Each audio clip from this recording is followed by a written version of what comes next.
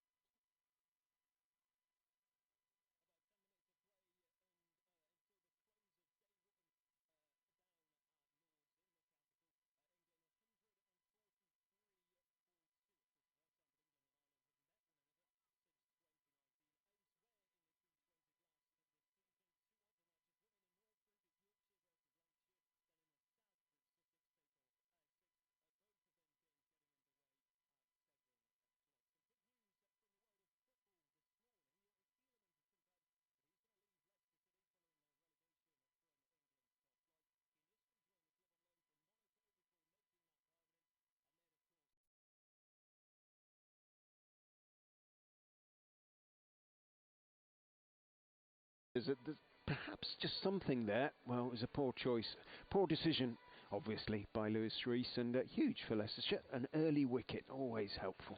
But now, in comes, because the wicket fell so early, it's Wood who has come out onto the field. Tom Wood as the number 3. And I'm just looking. This might be one of his first. This might be one of the first games of the season that he's had so far. In this comp, certainly. They've already started to make changes, Derbyshire. Yeah, this is his first appearance for the 29-year-old. So Parkinson then, what a start for Leicestershire. He comes in now, he's up to the wicket, he bowls, and this is an outside edge played down towards third man, where Patel is fielding to the right-handed Wood, but there's an overthrow there, which dribbles through to Lilly, and so they're able to scamper through for a single. That's where you've got to try and manage. There was no run there, but they're trying to manage sort of roughing up the ball, aren't they, to try and get it as soft as early as possible. So the 2 fielders in the power play in the opening 5 overs, when only 2 players can be out on the boundary. One at deep mid-wicket, that's Aaron Lilly, and then we've got a long on 2 down the ground opposite the hospitality tent. Floodlights on already, just after 6:30 on BBC Radio Leicester, as Parkinson comes in, he bowls. It's defended by Haider Ali this time, the Pakistan international. Other overseas players not making the impact you'd expect an overseas player to make. 12 runs in 3 innings so far. Yes, it's not what you want. He stands very tall, raised bad, as Parkinson comes in and bowls a straight delivery, and it's glanced away on the leg side, splitting those 2 fielders out on the boundary. They're going to come through for 2, nicely timed, because it was too far away from those 2 fielders on the boundary. Aaron Lilly isn't happy about something. He's chuntering as he walks backwards towards the deep mid-wicket boundary. Haider Ali ran across at Harry Swindle's there and deflected the ball away from him. He'd made his ground anyway, but Aaron likes a chunter, doesn't he? 4 for 1 as Parkinson bowls driven. It's an ugly drive straight to cover, where it'll be fielded, and there will be no run. That's the end of the first over. What a start for Leicestershire under grey skies in a relatively sedate grey over. What a start for Leicestershire. Yeah, Leicestershire with their bright green kit blending into the outfield here, which is still nice and green. I was watching the players practicing their sort of high ball catching just beforehand, and the white ball into the dark grey cloud was almost impossible to pick up. So conditions are not easy out there, but hopefully for Naveen or Hack they will be helpful. Afghan going to bowl from the pavilion end. First over, first ball of the season for the Foxes. Do you reckon he'll do something? He'll bowl one of his variations. I bet he will. Just about every delivery he bowls is a variation, isn't he? He doesn't often just sort of look to hit the top of off stump with a standard quickish delivery. But we'll see what happens. Tom Lungley is the umpire standing, former Derbyshire player, of course. I think he has the best bowling figures for Derbyshire against Leicestershire in T20, 5 for something or other. Not very many. And he's standing at the pavilion end. Neil Mallander, the umpire, who's standing at the Bennett end. Naveen, with the men out at wide, third man and mid wicket, goes running in and bowls thick inside edge. It's going to run down to fine leg for 4. It ran between Wood and the stumps. There was that little bit. It was very full. He stayed in his crease. It did swing back in a little bit. In fact, probably just that fraction too much, really. Took the inside edge and between the stumps and the batsman. Fortune for Tom Wood, who moves on to 5. It's good positive signs for Leicestershire so far, although it looks like that pitch and the conditions have a little bit of nibble in them. Looks quite green, doesn't it? The real bit has been allowed to grow. In goes Naveen, edged! Oh, and that's going to be 4 more, just wide of the diving Swindles to his right. Went through about where first slip would have been standing, maybe 1.5 slips. It was close, and Swindles has his hands, his gauntleted hands, on his head. Well, could have been a wicket with the first 2 balls that Naveen has bowled. He looks fairly philosophical as he walks back to his mark. He has in fact conceded 8 from his first 2 balls, but incredibly unlucky on both occasions. In he goes. Wood on 9. Naveen bowls to him, it swings in, he jams it back out down towards mid-on, should be close, but no, the throw from Will Davis was a little bit laboured, he picked up it very low, it bounced quite slowly towards Davis, in fact, who's actually one of the better fielders on the Leicestershire side. He dived and underarmed the ball at the stumps, rather shoveled the ball at the stumps, missed them, so Wood, after a little bit of hesitation, picks up his single. He moves into double figures on to 10, 13 for 1, brings Haider down to face Naveen. He is an international, Haider Ali, but it's just a couple, isn't it, that he's played ODIs Two anyway. ODIs, Yeah. 2 T20s too. He's still a young man, just 22. But yes, I'm sure he would have liked to have done better than his 12 runs in 3 innings with a best of 11, so presumably the other one was 1 and 0. The other scores were 1 and 0. Bright green fluorescent boots he has on us. Naveen goes in, bowls to him, he plays a pleasant on drive, checks the shot slightly, there is still that lovely little bit of swing Naveen gets with that full delivery back into the right-handers, runs out to Davis at mid-on, and there's no run. Ground beginning to fill up a little bit. I think they were hopeful that they'd get roughly similar crowd to the first home game of the season, but the weather, as you said, isn't half as pleasant, and it's a Thursday evening. It was a good atmosphere in that first game against the Bears. They brought a few, in fairness. In goes Naveen and bowls again. It swings back in. Haider jams it out off the back foot into the offside. Rishi Patel is the first of Leicestershire's fielders to get there. He takes his single, moves on to 3, 14 for 1. You can already see the difference, can't you? You can already see the variation, the difference. It's probably, to be fair, you know, they have played against the informed teams in the division, and so the batters will feel a little bit more comfortable in the other teams Leicestershire have played, but you can already see he's making the batsmen so much more uncomfortable than the previous 3 games for Leicestershire. Absolutely, rolling a really good length. Naveen is in and bowls on off stump. Wood can only poke it out into the offside and then hold his bat up to Haider. Say no run there. Naveen is tossed his sweater by Tom Longley. He'll consider himself, I suspect, fairly unfortunate, and he was fairly unfortunate. Could easily have dismissed Wood with each of those first 2 deliveries of the over as it is. After 2 overs, the Falcons are 14 for 1.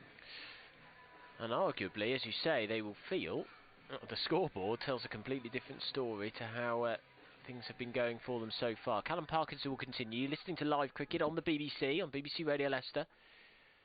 As Parkinson comes in, he's up to the wicket, he bowls, and this is hit hard, high up in the air, and that's 6. I can see Ackerman down there at long on, not even bothering with that. That is massive. Has that hit the roof? It's the television gantry. It did hit the roof of the gantry. So there is somebody up there filming for the stream who would have been taking cover rather drastically. That's one of the biggest 6s down the ground that I've seen here in quite a few years. Monstrous from Haider Ali.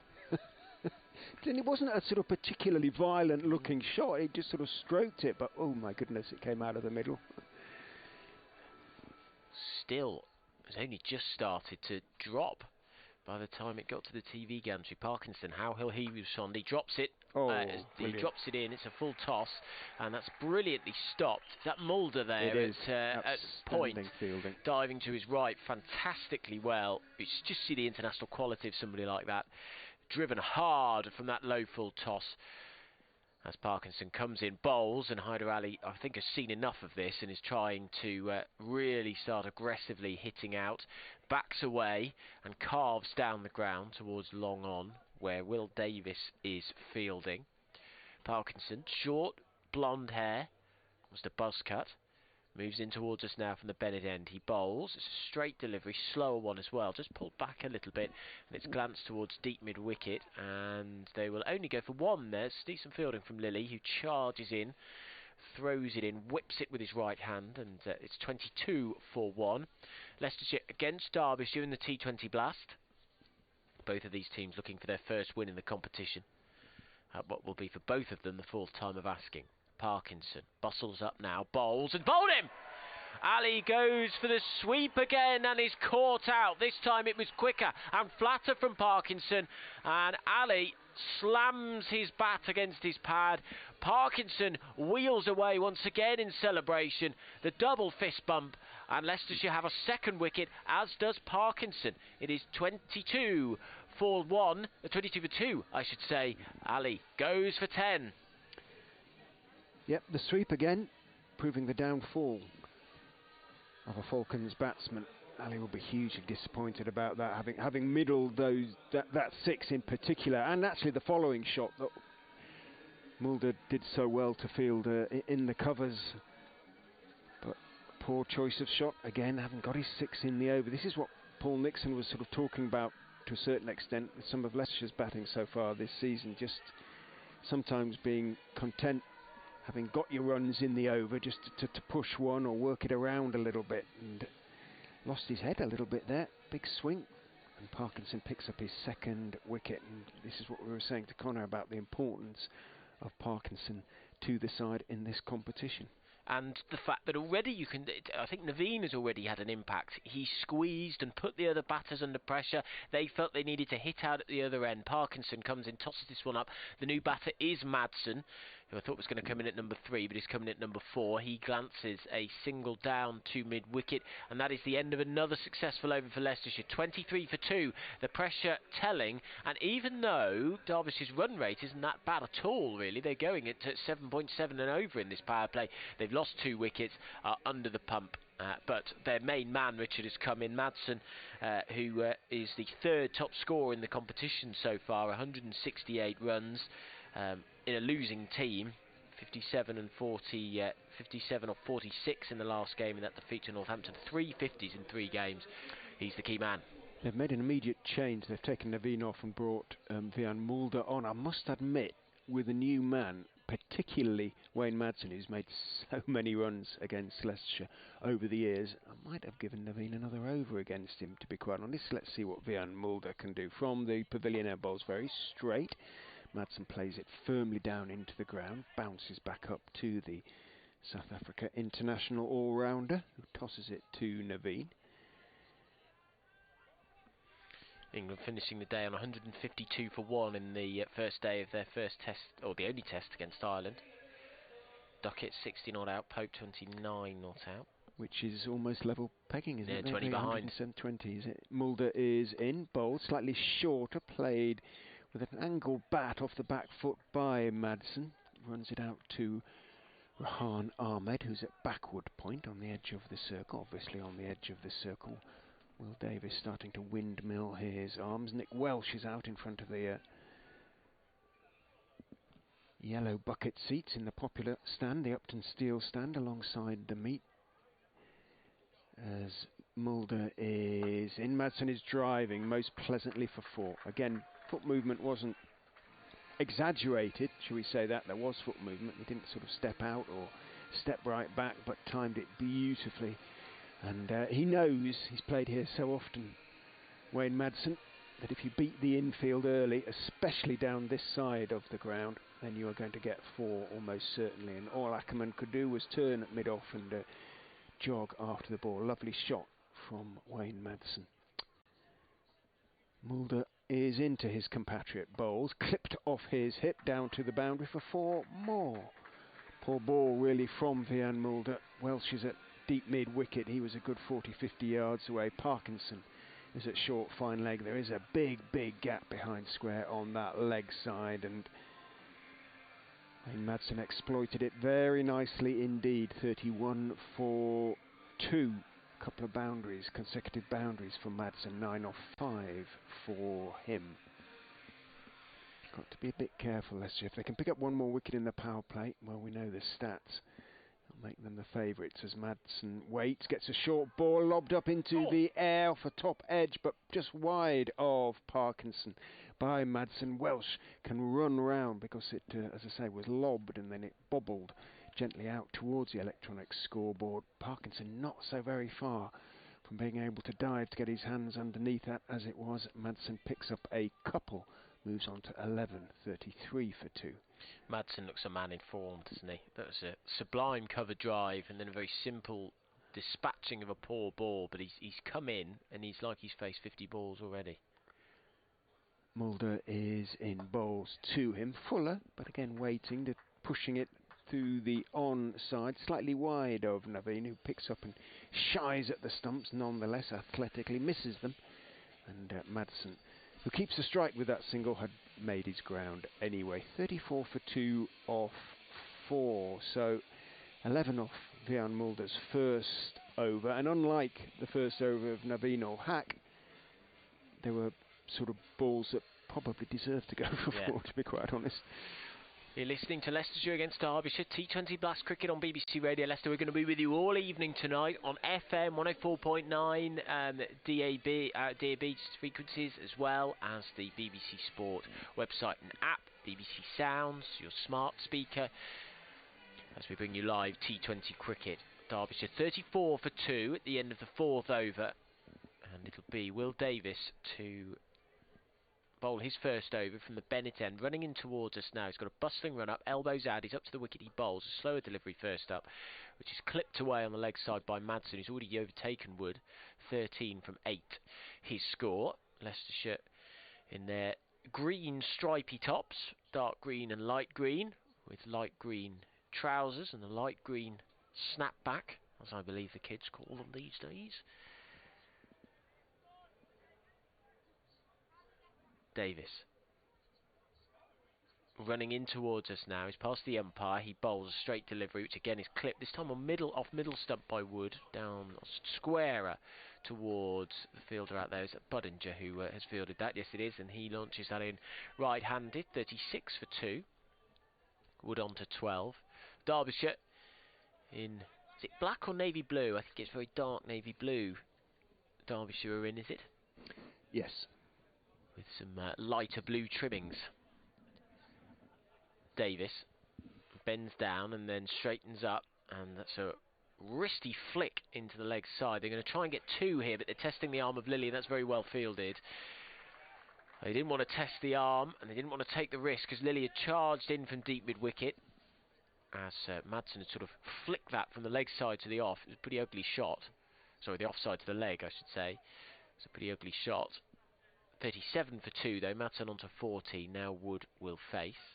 Davis has really struggled so far, really, either not being given many opportunities, but 3 overs for 41 against Worcestershire on Monday. As he comes in, he bowls, on it's edged and 4. Well, we've seen plenty of that already at the start of the innings. Wood sort of pulled back towards the leg side to try and make room for himself to carve it away with nobody on the boundary on the offside, and he nicked it between the short third man and Swindles. He didn't even dive for it. It was beyond him before he'd even seen it, really. So 4 runs, 41 for 2. Wood fortunately 16 off 8. Yeah, he was already stepping to his left, Harry Swindles, so wasn't able to take off and get a glove to it. Wood fortunate again.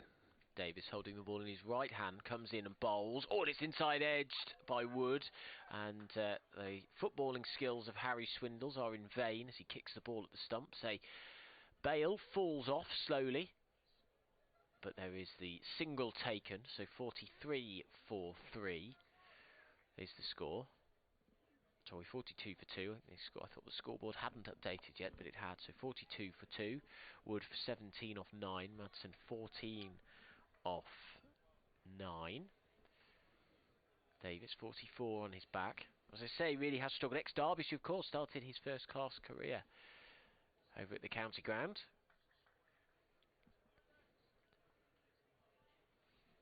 Floodlights are on. Nice sort of sedate atmosphere. The trees lightly blowing or lightly fraying in the breeze as Davis bowls, and it's clipped away on the leg side, square the wicket to mid on, and there is no run, and that is the end of the 5th over. Derbyshire 43 for 2. Wood and Madsen just settling things and actually going along at a very good pace.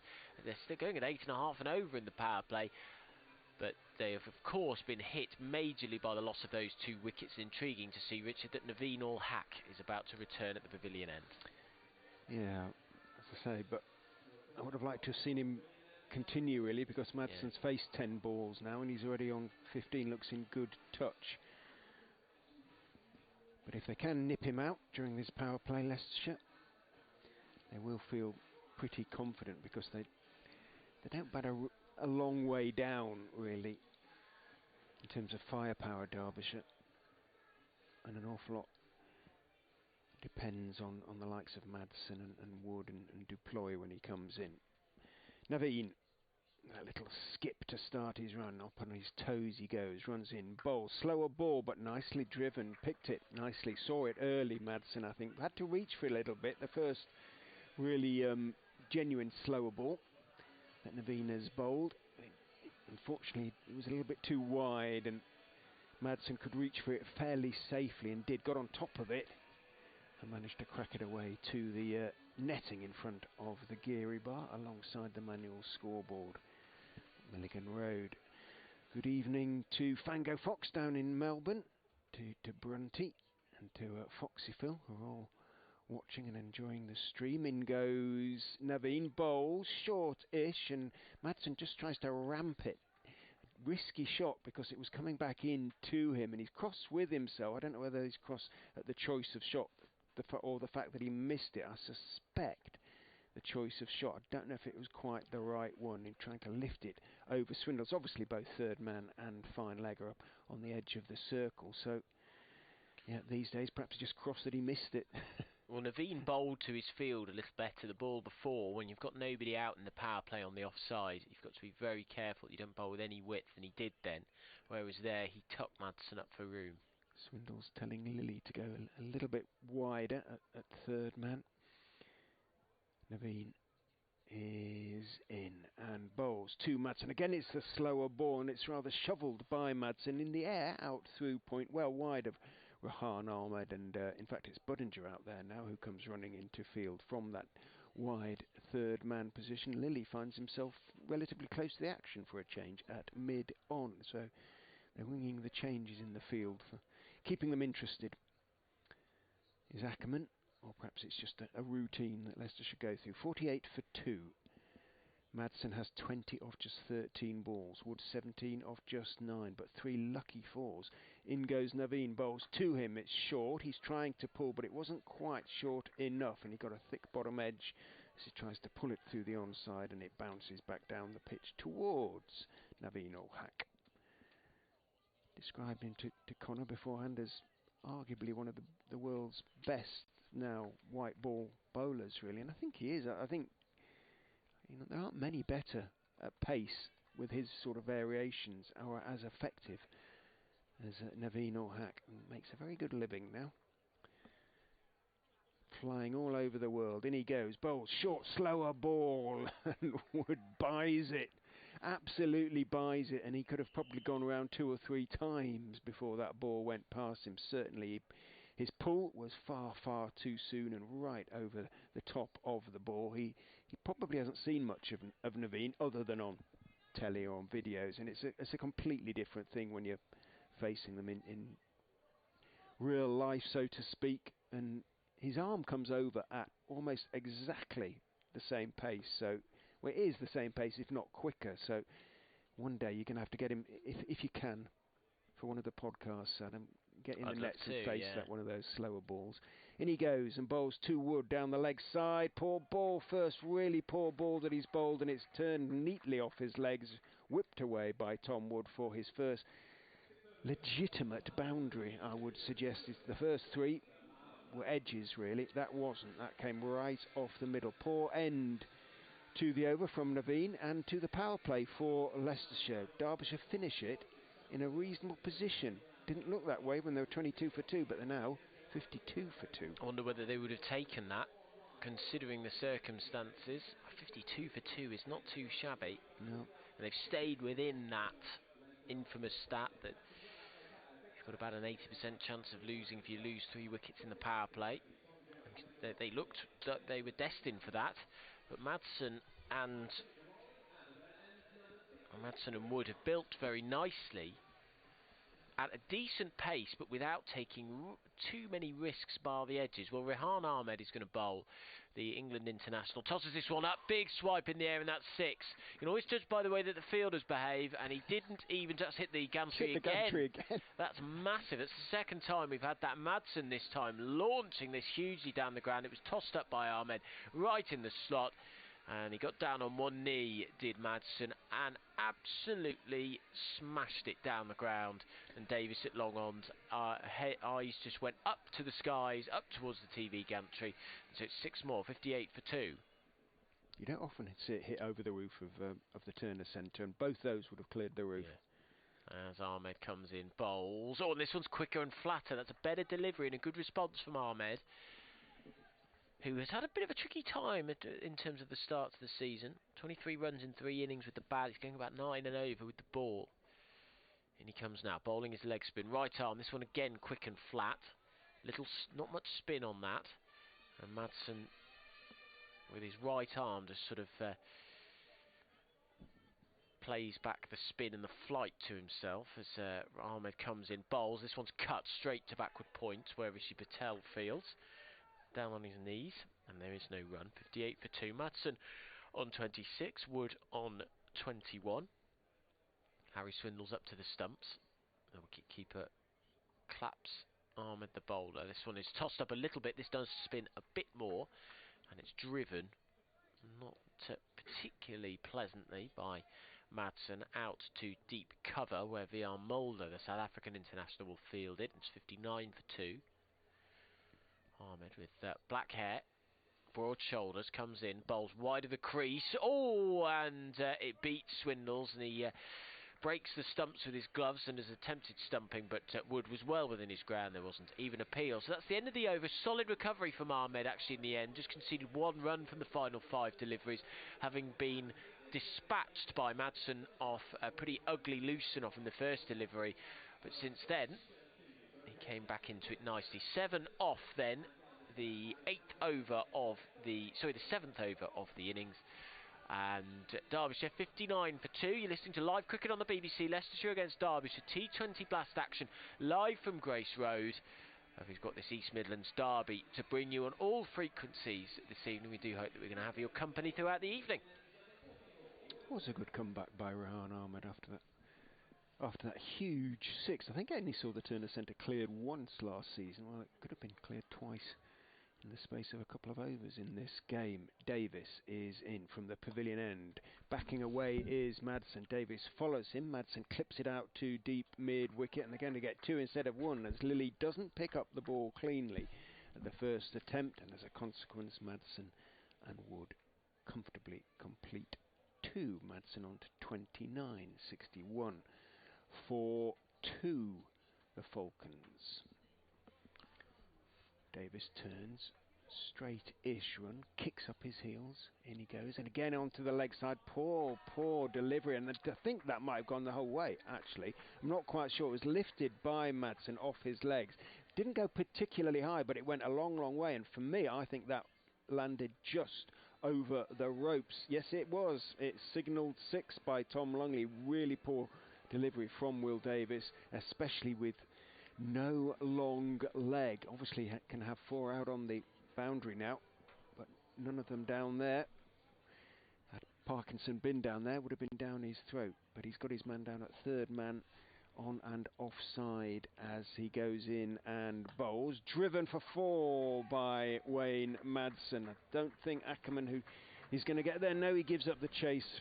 Good 5-6 yards short of the ropes, and 10 of consecutive deliveries from Will Davis, who again is rather going round the park.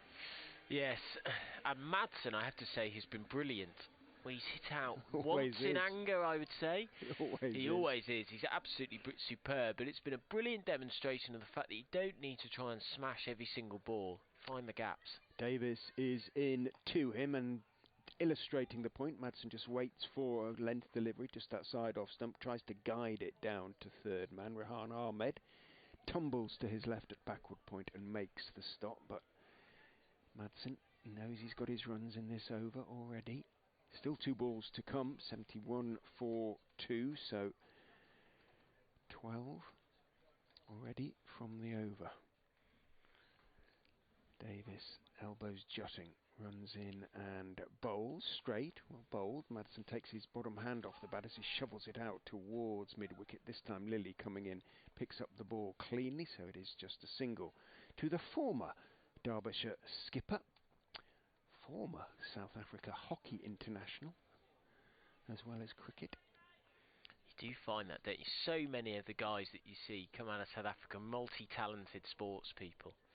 Yeah, could have probably made a career as a rugby player as well, but who knows? In goes Davis and bowls Wood. It gets another edge down to the fine third man. In fact, leg by. He was looking to turn it into the leg side.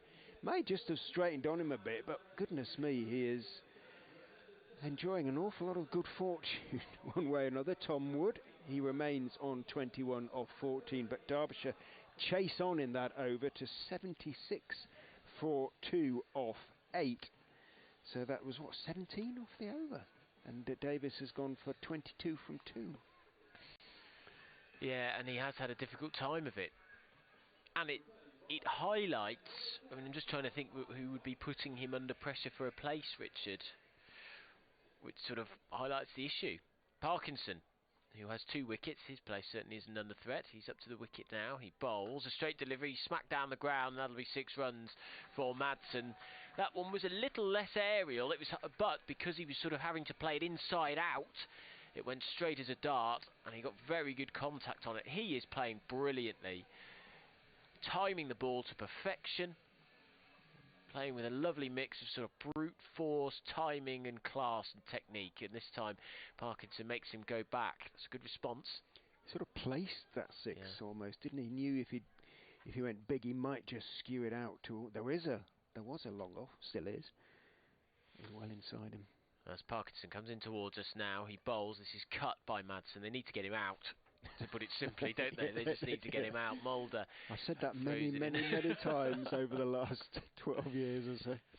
But his T20 season has been brilliant so far, considering he's been in a losing team. Yes.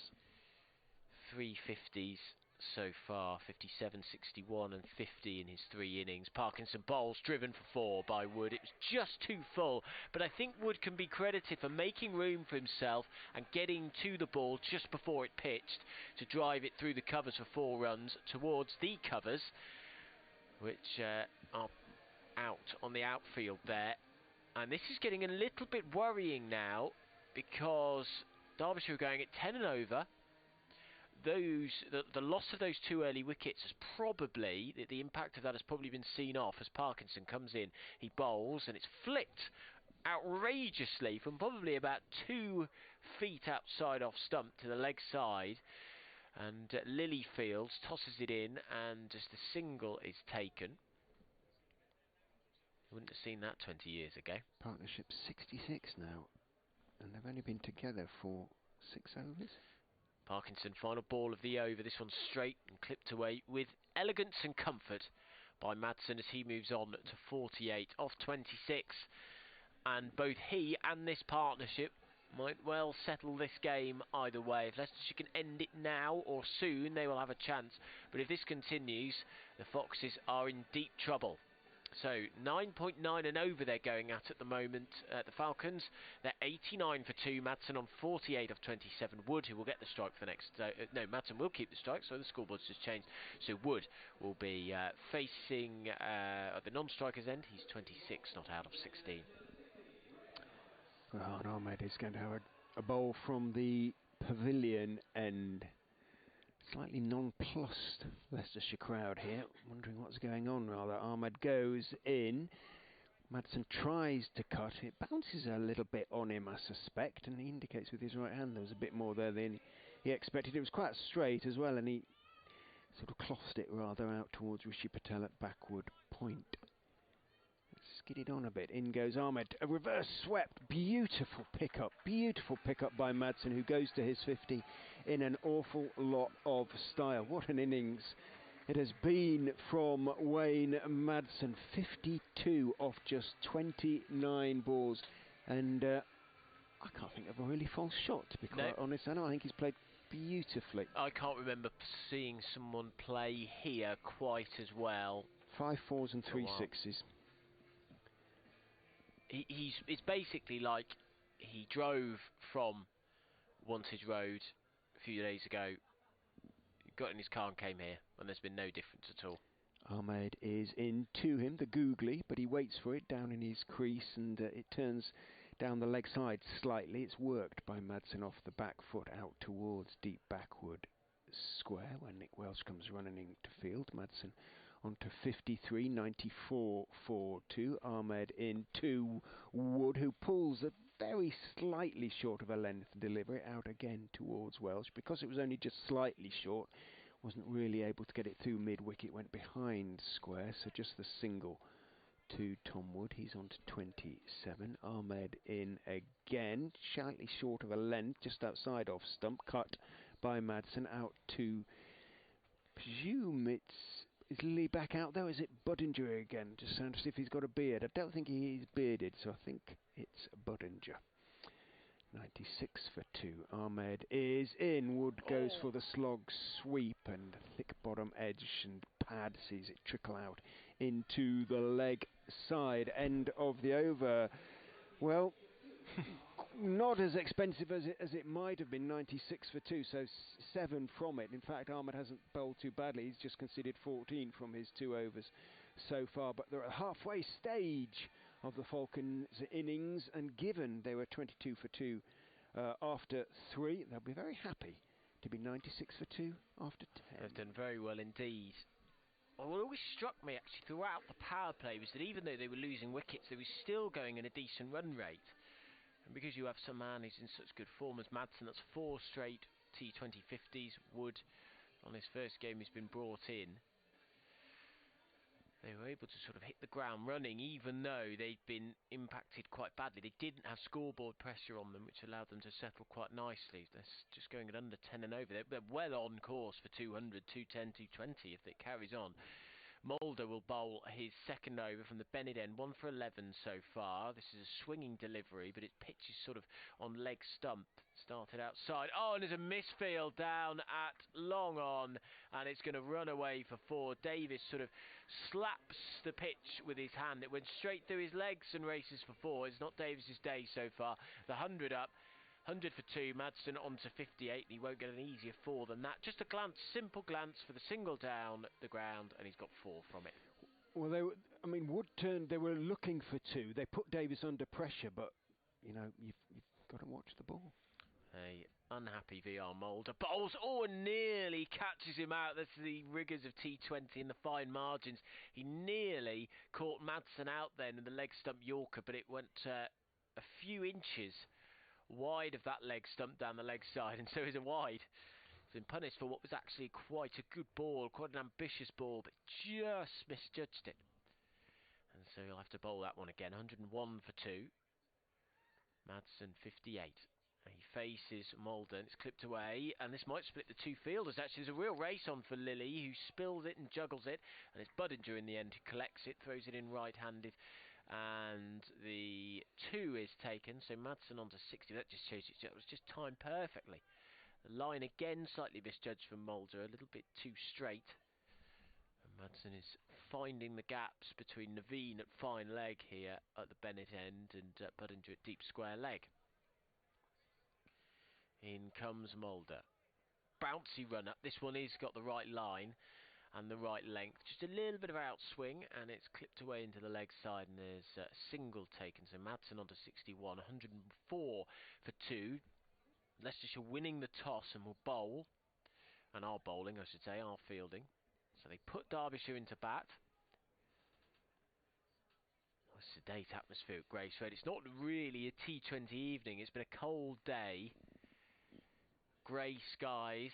I don't think there's any danger of rain, but the floodlights are on. It's quite dark here as Mulder comes in, bowls, bangs this in, and he's tucked under it, and that might run away. It's going to run away down the ground, and this is the wheels are falling off slightly.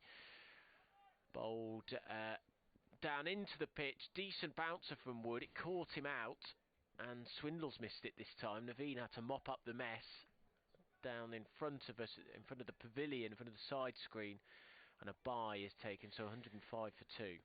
So that's at least 3 runs given away in this over so far. Yeah. Not ideal. Mulder, the South African, then holds the ball in towards his chest. Now builds pace as he runs up, bowls a full delivery, clipped on the half volley down the ground towards Davis, who this time he spills it again, but this time it doesn't make any damage. Mulder just stood on the stumps and stared at him then. I don't know if you noticed that, Richard. A bit of a longing stare. 106 for 2. Wood on to 27. And Mulder's 0 for 20. I don't think he's going to be a happy bunny. He's not punished for the bye, is he? But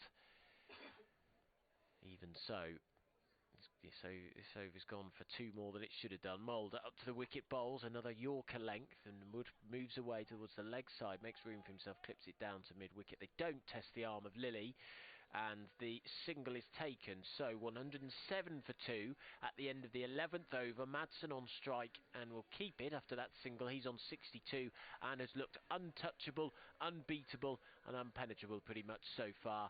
Wood at the other end, who's rode his luck at the start of the innings, but is playing rather nicely now. Is 28 off 20.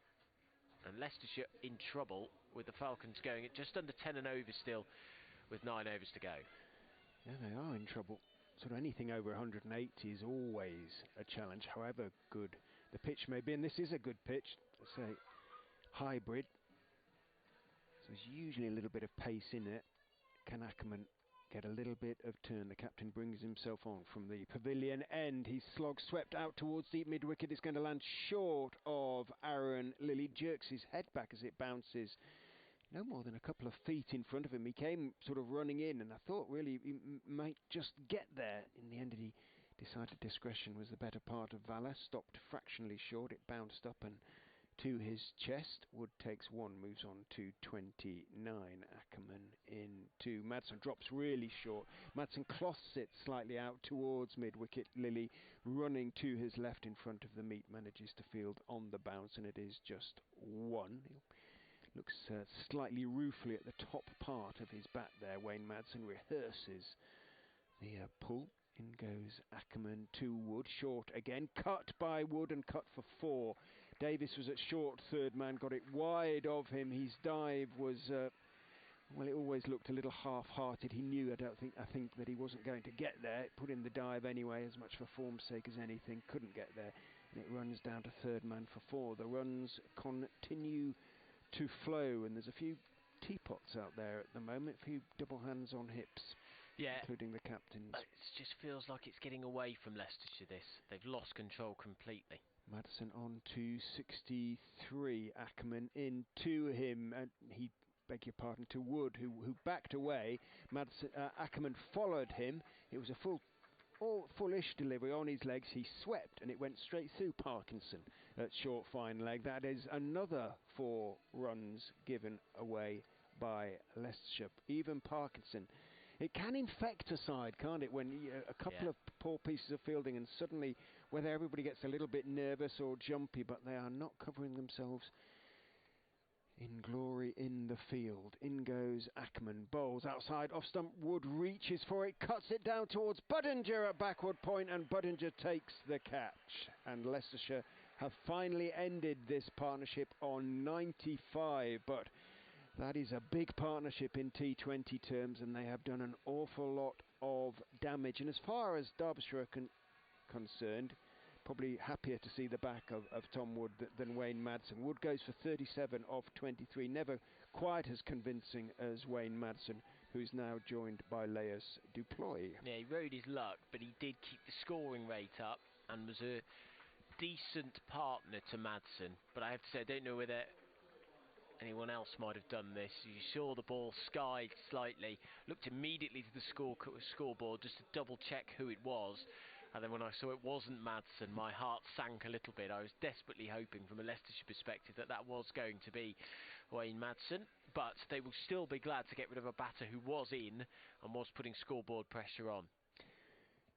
Derbyshire skipper yet to win a game as captain comes to the crease. Leicestershire Duploy doing lots of little dances with his back to the pitch at the moment, having taken guard. Will there be a little bit of turn for Ackerman going round the wicket to the left-hand? In he goes, not when he fires it in like that. Little bit short, forced off the back foot by Duploy to backward point where Nick Welch fields. End of the over. A successful one, at least in terms of wickets being taken by Colin Ackerman. Still 10 runs off it though, and after 12 overs the Falcons continue to score at pretty much 10 and over. They're 117, albeit now for 3. Yorkshire taking Lancashire apart at Headingley, Richard. 41 for no loss after 3 overs. I don't know whether that's a good thing or not, though. do you know what I mean? From the point of view of qualification, yeah, the top 4 from the group go through. Yeah, you probably want Lancashire, Birmingham and Worcestershire to go on from here. Rehan Ahmed will continue. Bowls a nice delivery. It doesn't bounce much. It's quick and flat. Maybe the flipper. And Deploy gets off the mark. Sorry, Richard. No, it's okay. I mean, obviously they've remembered how to win. Yorkshire, having won their first game at was it Northants? Did they? I can't remember. Where did they win their first game at Northants? And they do have some good players. So Ahmed's going to come round the wicket, right-handed leg spinner to the left-handed Deploy. He comes down the track. Oh, he's caught him, has he? Yes! There must have been a feather on the way through. That's great work from Swindles, who was following him down the leg side and just grabbed it, and it must have just taken a little feather from the outside or the inside edge, but he caught Deploy out there brilliantly. Just dragged his line back a bit, probably the sweep a little bit premeditated. And Deploy is grabbing his gloves off his hand. Doesn't think it was out. And he's not a happy chappy at all. He's like someone who's been sent to bed without his dinner at the moment. Deploy, he's shaking his head, ripped his gloves off. But Leicestershire have a 4th wicket and might just be coming back into this game. They've still got to get rid of Madsen. Derbyshire. From Derbyshire's perspective, if you're watching this, you might just be a little bit worried this innings might be on the verge of collapsing. However, Anuj Dahl is coming in. He's a very capable batter himself.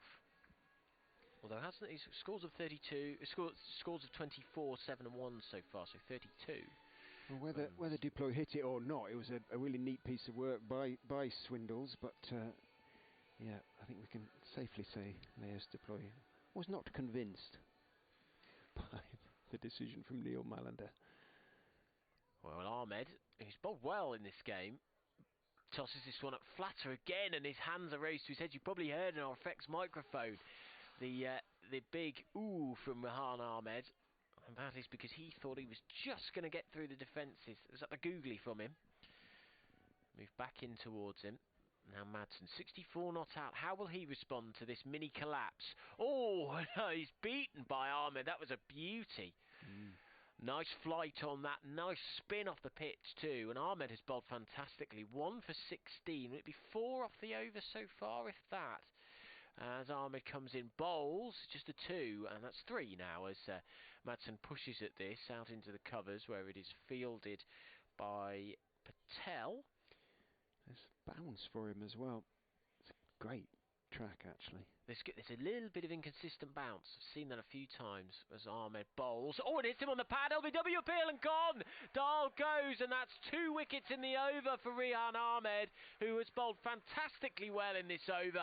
Has got the ball to zip, bounce, and has found some spin too. And now 3 wickets fall in quick succession. Leicestershire right back in this, but it looked like the innings might be gone. Derbyshire in trouble now. They're 120 for 5. And it all hinges now on Wayne Madsen. Googly again, I think, span back in and absolutely trapped him plumb on the back foot. Absolutely plumb, no question about that one. Good over from Rehan, 2 for 17 from 3 overs now for him. And yeah, Leicestershire, put it this way, at 117 for 2, we're rather looking down the barrel. 120 for 5. As you say, very much sort of back. We'll feel that they're back in it now, and they can really restrict just the 3 runs from the over and the 2 wickets.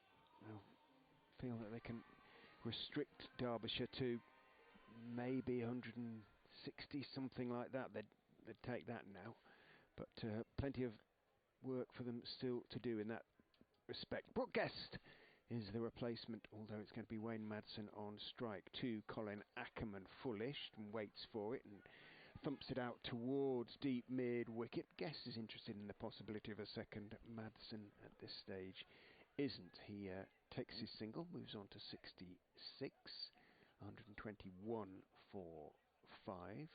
8 dots from Ahmed so far. 3 overs, good. 2 for 17. Certainly it's been the best bowling he's produced so far this season. In goes Ackerman, bowls. Guest leans forward. You heard the call of no, perhaps in the effect mic, as he just pushed it out towards mid-wicket, where Rishi Patel is on the one, very much saving the single there. Ackerman in again, forced past Patel on this occasion as he scrambles to his left and dives, runs out towards Vian Mulder, who runs in from long on to field. Different feel to the game now. Leicestershire feel that have a little bit more control back. Ackerman is clipped in the air for a few. Sorry. It's all right. And bounced in the end well short of Ackerman, but it was lobbed up towards him a bit. Hence the exclamation from my left as in goes Ackerman and bowls. Back goes Madsen. Ristily tries to work it into the leg side. Doesn't time it. This is a good over from Colin Ackerman so far. So I try and pretend that was a hiccup. In he goes, the Leicestershire's captain. Drops short though this time, and it's pulled out towards deep mid-wicket, and it goes through Aaron Lilly. And Leicestershire now in double figures, I would suggest, for runs given away in the field. He got there and somehow managed to dive, sort of tumble over the ball. And Ackerman can't quite believe some of the fielding that's going on. 1 for 16, should have 1 for, well, 13 at the worst. 126 for 5, however. It's just relieved a bit of pressure, hasn't it? It's relieved the complete stranglehold that Leicestershire had. Derbyshire still under the pump, absolutely. Madsen on to 70 now. And it'll be Guest then to face his third ball from Rahan Ahmed, bowling his final over from the Bennett end, and it's driven. Nobody has been able to deal with Ahmed comfortably, apart from probably Madsen from his very first ball. Swiped him down the ground for 6. Up he comes now, bowls, and it's driven to Ahmed, who stops it with his back. He was diving away, had turned his back to the ball, and it hit him on the back, but he's absolutely fine. It's the 18-year-old up. Very fresh, as all 18-year-olds are, aren't they? As Ahmed bowls, and this time it's a straight delivery on a sort of full stump line, quick and flat, and clipped away, where it's fielded by Ackerman at short mid-wicket. Ahmed bowls, and again it's glanced, and again it's to Ackerman at that short mid-wicket position, who's moving in quite close to the pitch, and again there's another dot ball. 126 for 5, the pressure building up, and Leicestershire have somehow completely turned this around with those quick 3 wickets. 117 for 2 Derbyshire were, and they fell to 120 for 5. Ahmed bowls, this one's tossed up a little bit, and Guest frees his arms somewhat out to deep cover, where it's fielded by Vian Mulder, the blonde-haired South African, and 2 added to the total, so Guest 3 from 7. Madsen does have 1 T20 century. Is it against Leicestershire? Probably. Probably. Ahmed up to the wicket now, bowls, and this is clipped from middle stump or down the ground by Guest, and a single is taken. It's his second game, Guest. He got 49 against Northants earlier on in the week, and he started solidly enough here. He's on 4, Madsen is on 70, and Ahmed finishes his spell. 4 overs, 2 for 20. That is very good indeed. 10 dot balls.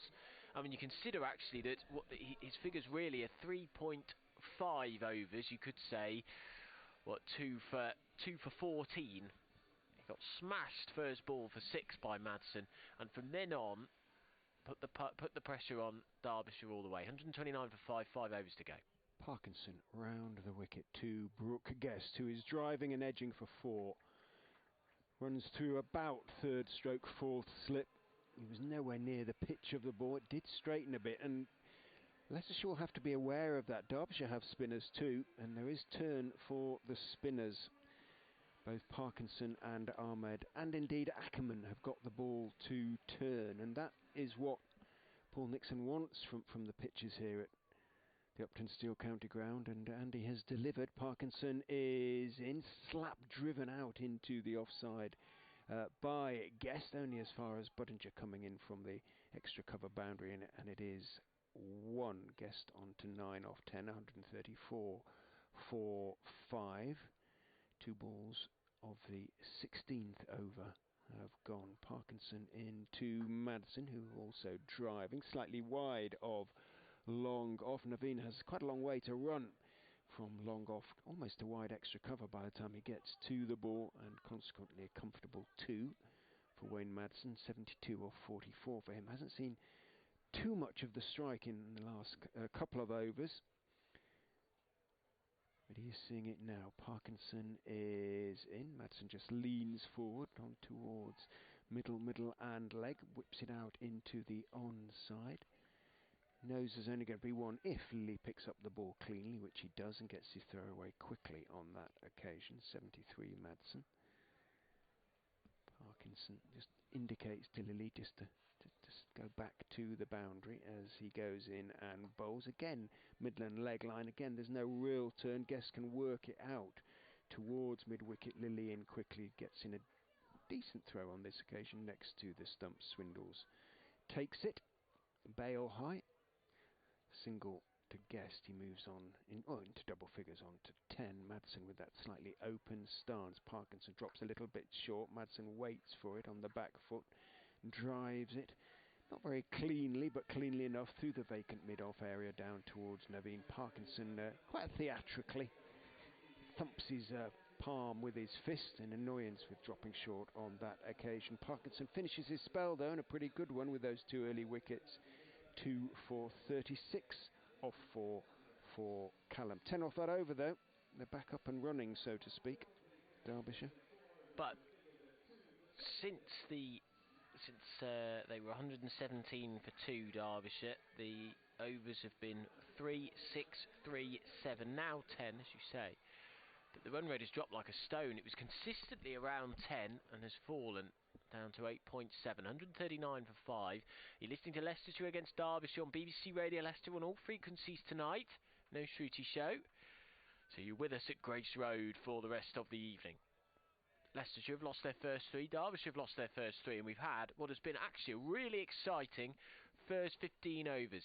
And Naveen Ul-Haq, the returning Afghanistan bowler, gallops in. It's a real gallop that he's got in his run-up. He bowls outside off stump. That might be a wide. No, it's just within the blue line that signals to the umpire and to the crowd the line that bowlers can bowl in.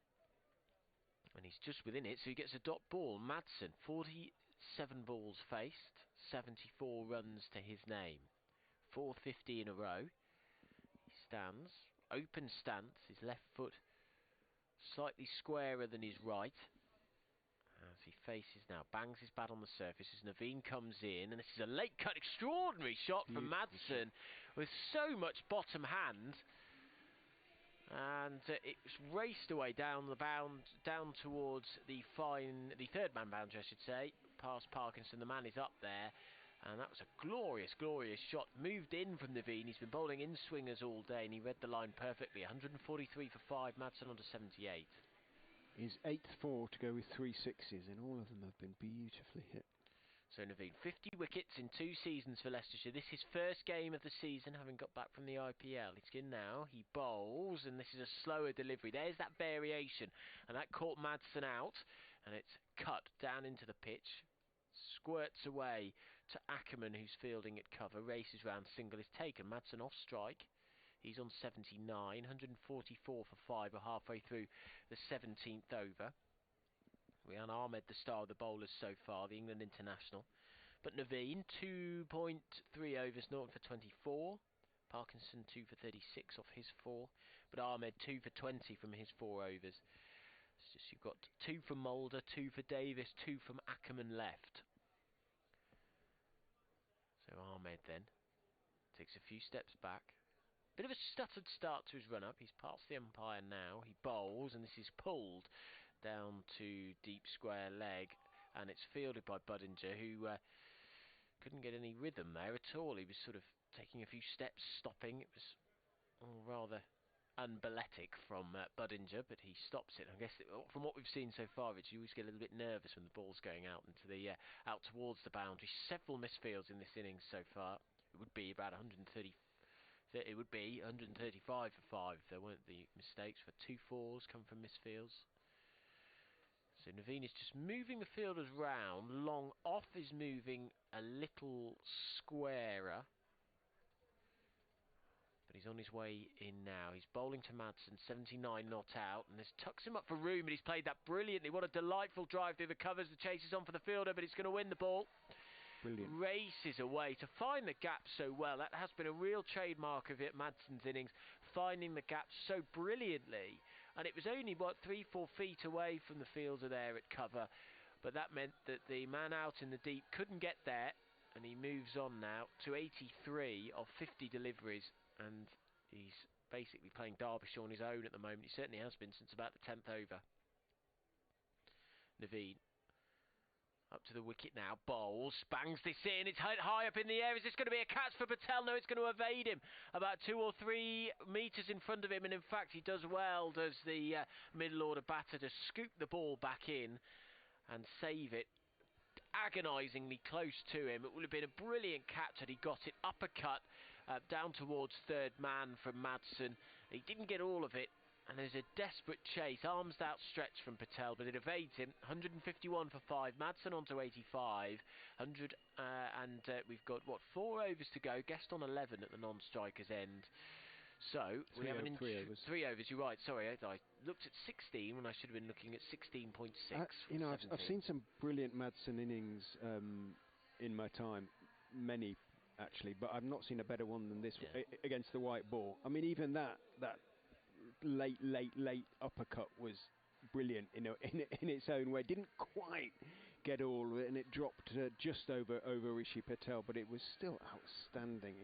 Just astonishing innings from Wayne Madsen. 85 off 51, 150 is up, and it's going to be Will Davies, who's gone for 22 from his first 2 overs, who's going to have a bowl from the pavilion end. He's going to go round the wicket to Brooke Guest, who backs away and slams it cross-batted out towards long off. Naveen puts in a good throw. He's got a great arm, and Davis backing away manages to stop the ball well wide of the stumps. Guest raises his eyes to the heavens, thinks he should have managed to thump that up. It was at a nice length for him to do that, but he didn't quite get all of it, and Naveen therefore able to keep it 2-1.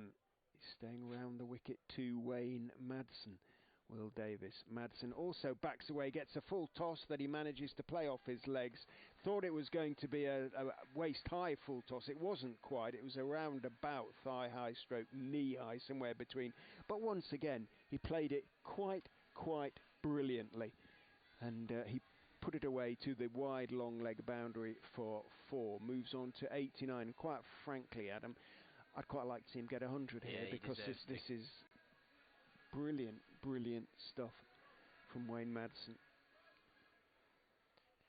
Leicestershire take 170 from here. I don't know if they're going to get it, but I suspect they would. Davis is into Madsen. Slower ball stepped across his stump, pulled it off his leg stump out towards Lilly at deep mid wicket. Takes 1, moves on to 90. Still 2.5 overs left to be bowled in this innings. Ackerman runs across and speaks to Davis, who's going to persist with this round the wicket attack, with obviously all the fielders on the leg side on the boundary, all the fielders on the off side, with the exception of Naveen at long off inside the circle. Full toss from Davis that is driven by Guest, but driven fairly straight out to Naveen, who throws to Swindles. Rishi Patel goes running across from that short third man position to cover just in case, but Naveen has a good arm and a good straight throw. 158 for 5 brings Madsen back down on strike. 2 balls to go in the 18th over. Davis runs past umpire Lungley and bowls, clipped up into the air over mid-wicket for 6. Beautiful shot, beautiful pick-up from Madsen, who moves on to 96, his 4th maximum in a quite stunning innings, frankly. 10 4s and now 4 6s. He moves on to 96. And well, Dave Fletcher's obviously seen as much of him as I have, almost. I've just see the Leicestershire games, but I cannot believe Fletch has seen him play any better than this. This has been a quite stunning innings from the Derbyshire stalwart. I think he's got the freedom of Derbyshire. I think he's allowed to drive his sheep around the ring road or something ridiculous like that. Well, he could drive another couple of flocks after this. Davis is in to Madsen, who's clipping in the air, but it's going to drop short of deep backward square where Welsh fields. Madsen takes one and keeps the strike. He moves on to 97 off 55 balls, 165 for 5 with 2 overs to go. One T20 century to Wayne Madsen's name so far in his long and illustrious career. 154 matches, 27 50s and 1 century. His best is 100 not out. He is well in a position because he's going to keep the strike at the start of this over, the 19th, to get his best ever T20 score here at Grace Road. So Derbyshire 165 for 5, 2 overs to go. The run rate up to 9.2. He's already got the highest individual score for Derbyshire against Leicestershire, which was previously 90 by Marcus North. Here on this ground in 2014. I think he's going to get a good reception, Madsen, even though he's an opposition player here at Grace Road, because he's just played so well. He's going to set a competitive total for his team as Naveen bowls his final over. First ball is clubbed away down the ground. There it is, for 100. And he leans back and celebrates with a big fist pump, hands in the air from Wayne Madsen. He's got his second T20 century. It was a glorious shot, cover drive. Tucked him up for room, did Naveen, but that didn't bother him whatsoever. Club shot for 4. And a lovely way to go to 100. It has been an imperious, chanceless knock from Wayne Madsen, who has put the Foxes to the sword and has given them great hope of winning this game. Naveen then, none for 35 of his 3.1 overs, comes in bowls. It's flicked away on the leg side this time, and they'll just get the single.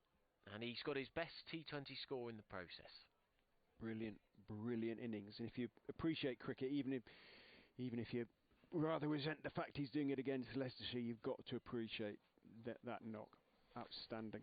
That hasn't been a false shot, I don't think. No. 1 or 2 he hasn't quite middled, arguably, but other than that, everything has gone exactly where he wanted it to. 11 fours and 4 sixes, 56 balls. Naveen comes in, bowls, and he beats Guest, who tried to make room for himself. Hit it over the offside, but that slow ball, that variation, did for him. And there is no run. So 170 for 5. What did I say? Rather, probably stupidly on reflection, I said that Leicestershire would be happy for 170 for 5. Well, that wasn't stupid. They would have been happy with 170 for 5, but they've already got there, have Derbyshire. Lovely if they could restrict them, to 180, 185, something like that. As Naveen comes in, bowls, and it's clubbed baseball style by Guest down the ground. It's fielded, and a single is taken. Derbyshire will have their eyes on maybe with 8 balls left, 190 maybe. That would be a good score, I think, on this pitch and in these conditions. Yeah, it is a good score. There is a little bit there for the spinners, and Leicestershire will be under pressure from the start. Madsen just asked Naveen to wait a moment. He comes in then, the Afghan. No wickets on his return. I think one of the best things Madsen has done, to be honest, is actually saw off the collapse, didn't he? He was there, he anchored the innings still when everybody was falling apart around him. As Naveen comes in, wide of the crease, launches this in, it's inside edge for 4. Behind square, that is the first false shot that Madsen has played, and he still gets 4 for it. He was trying to cut it away, but it races down the boundary, down towards the boundary, fine behind us. Or behind him for 4 runs. I mean, it was a false shot. He was still trying to uppercut it over the keeper, and he got it a little bit, sort of not quite where he wanted it to, but it still kind of went where he wanted it to. Yeah. It's just an astonishing knock, this. Fangir Fox reckons it's one of the best 3 T20 knocks he has ever seen, and he's seen a lot of cricket. He's in towards us now, up to the wicket. He bowls, and that's a swipe across the line from Madsen. And he'll get a single for it. He'll move on to 107. What a brilliant innings it has been from him. 176 for 5 as we head in towards the final over. Leicestershire will be aiming, I would say, at this point for 185. I think they'd maybe take that at this point, would they, Richard? Derbyshire will be aiming for maybe 190, what would be a very good score on this pitch. It's been a fascinating innings, I have to say, because you had at one stage brilliant start from Leicestershire, 2 early wickets for Parkinson, then Wood and Madsen nearly put on 100 together. They put on 95 together in 9 overs. Then the fall of 3 quick wickets to make to get Derbyshire from 117 for 2 to 120 for 5, and then from then on these two have actually batted well. They've put on now 56 in 6.5 overs. So the pendulum has swung either way. It's been good T20 cricket. Derbyshire on top, I would suggest. It's going to be Vian Mulder who is going to bowl the final over of the Falcons' innings. He's taking his time because Colin Ackerman is, knowing that they have met their time schedule, he's taking his time to set his field. Mulder is in, bowls a full toss to Madsen, who hits it back. Guest ducks out of the way, doesn't quite get it all. Davis fields at long on and throws in like a man who is hurting a little bit, Will Davis. And he probably is, I'm sure. 3 overs and none for 36 for Davis. Has he picked up a wicket so far this He has. season? He has. He got 1 for 32 in the first game of the season. Right. They've been quite expensive then, one way or another. Must be well over, fairly close to 100 now. Yes, comfortably, yeah. It's about 110, 115. Mulder is in to Guest, who's hitting high and straight for 6. You heard the sound of the ball hitting the black screen below us. Davis couldn't get there, and that 180 has now been well past 183, and Vian Mulder tends to look a little bit downcast when he walks back to his mark at the best of times, but he's got genuine reason to look downcast. Now Leicestershire's performance in the field, with 1 or 2 honourable exceptions. Rehan Ahmed can take something of a bow for his bowling. Parkinson to a certain extent. There has been something there for the spinners, but by and large it has not been top draw. In fact, about 5th draw down in the chest of drawers, isn't it? Bottom draw, really. In goes Mulder and bowls short and pulled mightily, clubbed to mid-wicket for 4 more by Brooke Guest. They are thinking we can still get to 200 here, Derbyshire, and that is going to take some getting by the Foxes. Oof, 187 now for 5, still 3 balls to go, so one way it is going to be pretty much close to 10. Guess 24 off 18, he started to middle it now as well. Mulder is in 2 in bowls wide. He did back away though, and Mulder saw him going. Guest tried to correct, tried to step back across, but because he'd stepped away, umpires are always much harsher in those circumstances. On the batter, that is, or much less inclined to give an offside wide, and Tom Lungley didn't on this occasion. These overs have changed the balance of the game, I think, from 16 to 19. I'll read them out in a moment. Actually, no, we'll probably get the chance. 10, 12, 14, 11. That's changed the space of the game, I think. Mulder in to Guest. Again, it's wide. This time he does just about manage to reach it. Sounded a little bit tin. He didn't middle it. Ran out towards deep backward point. In from the boundary comes Budinger. It is quiet at the Upton Steel County Ground, Grace Road. Slightly shell-shocked, perhaps. Yeah, we've seen a great innings. I think the frustration will be that Leicestershire did have this innings in the palm of their hand. They had worked their way back into it.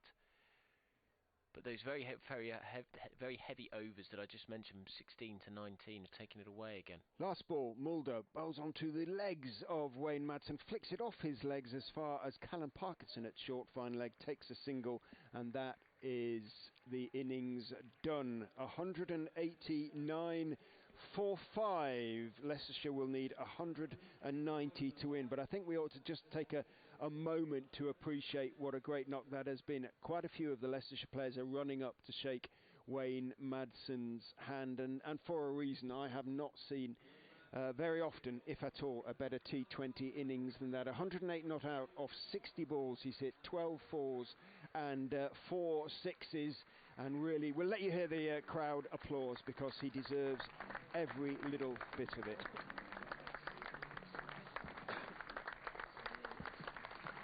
astonishing stuff, Adam. Yeah, great knock. Great knock from Madsen. He finished in the end on 109 off 61 deliveries, and 109 out of 189 is very impressive indeed.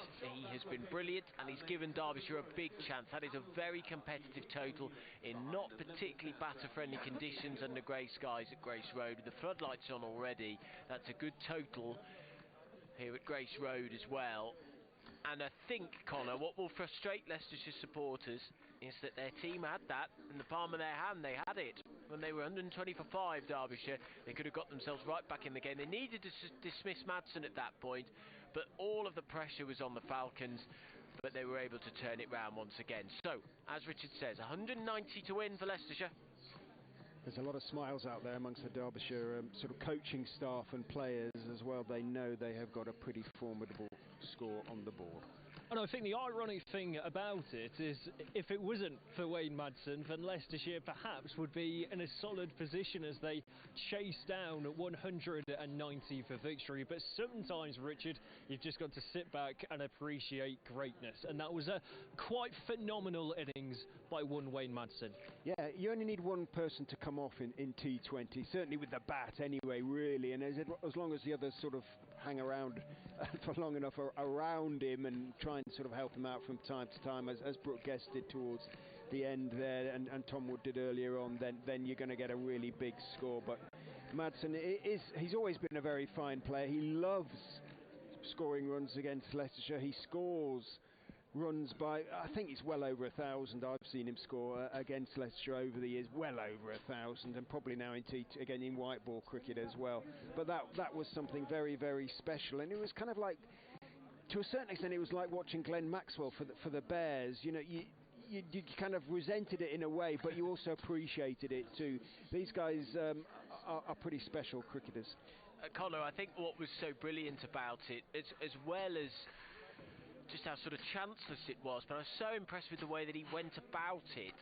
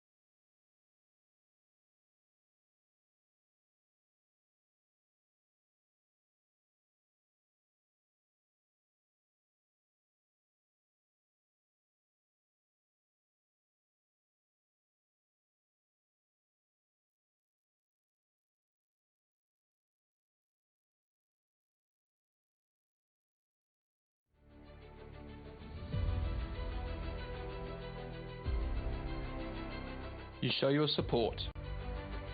Wear the shirts with pride. You back our Foxes. In the moments that matter the most. A county steeped in tradition. Decorated in triumph. Where the lows only elevate the highs. So many moments have mattered in the past. They are why we love the game. We want you to be there for the ones that are yet to come. Be immersed in the passion. Be a part of the moments that matter.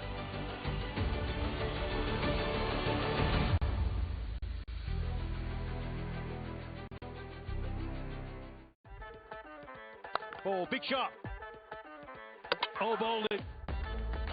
Does a huge hit. He does connect with that one. 6 runs. Brilliant catch. Runs in and bowled him. Bowled. This one just kicks a little bit low. A happy Callum Parkinson.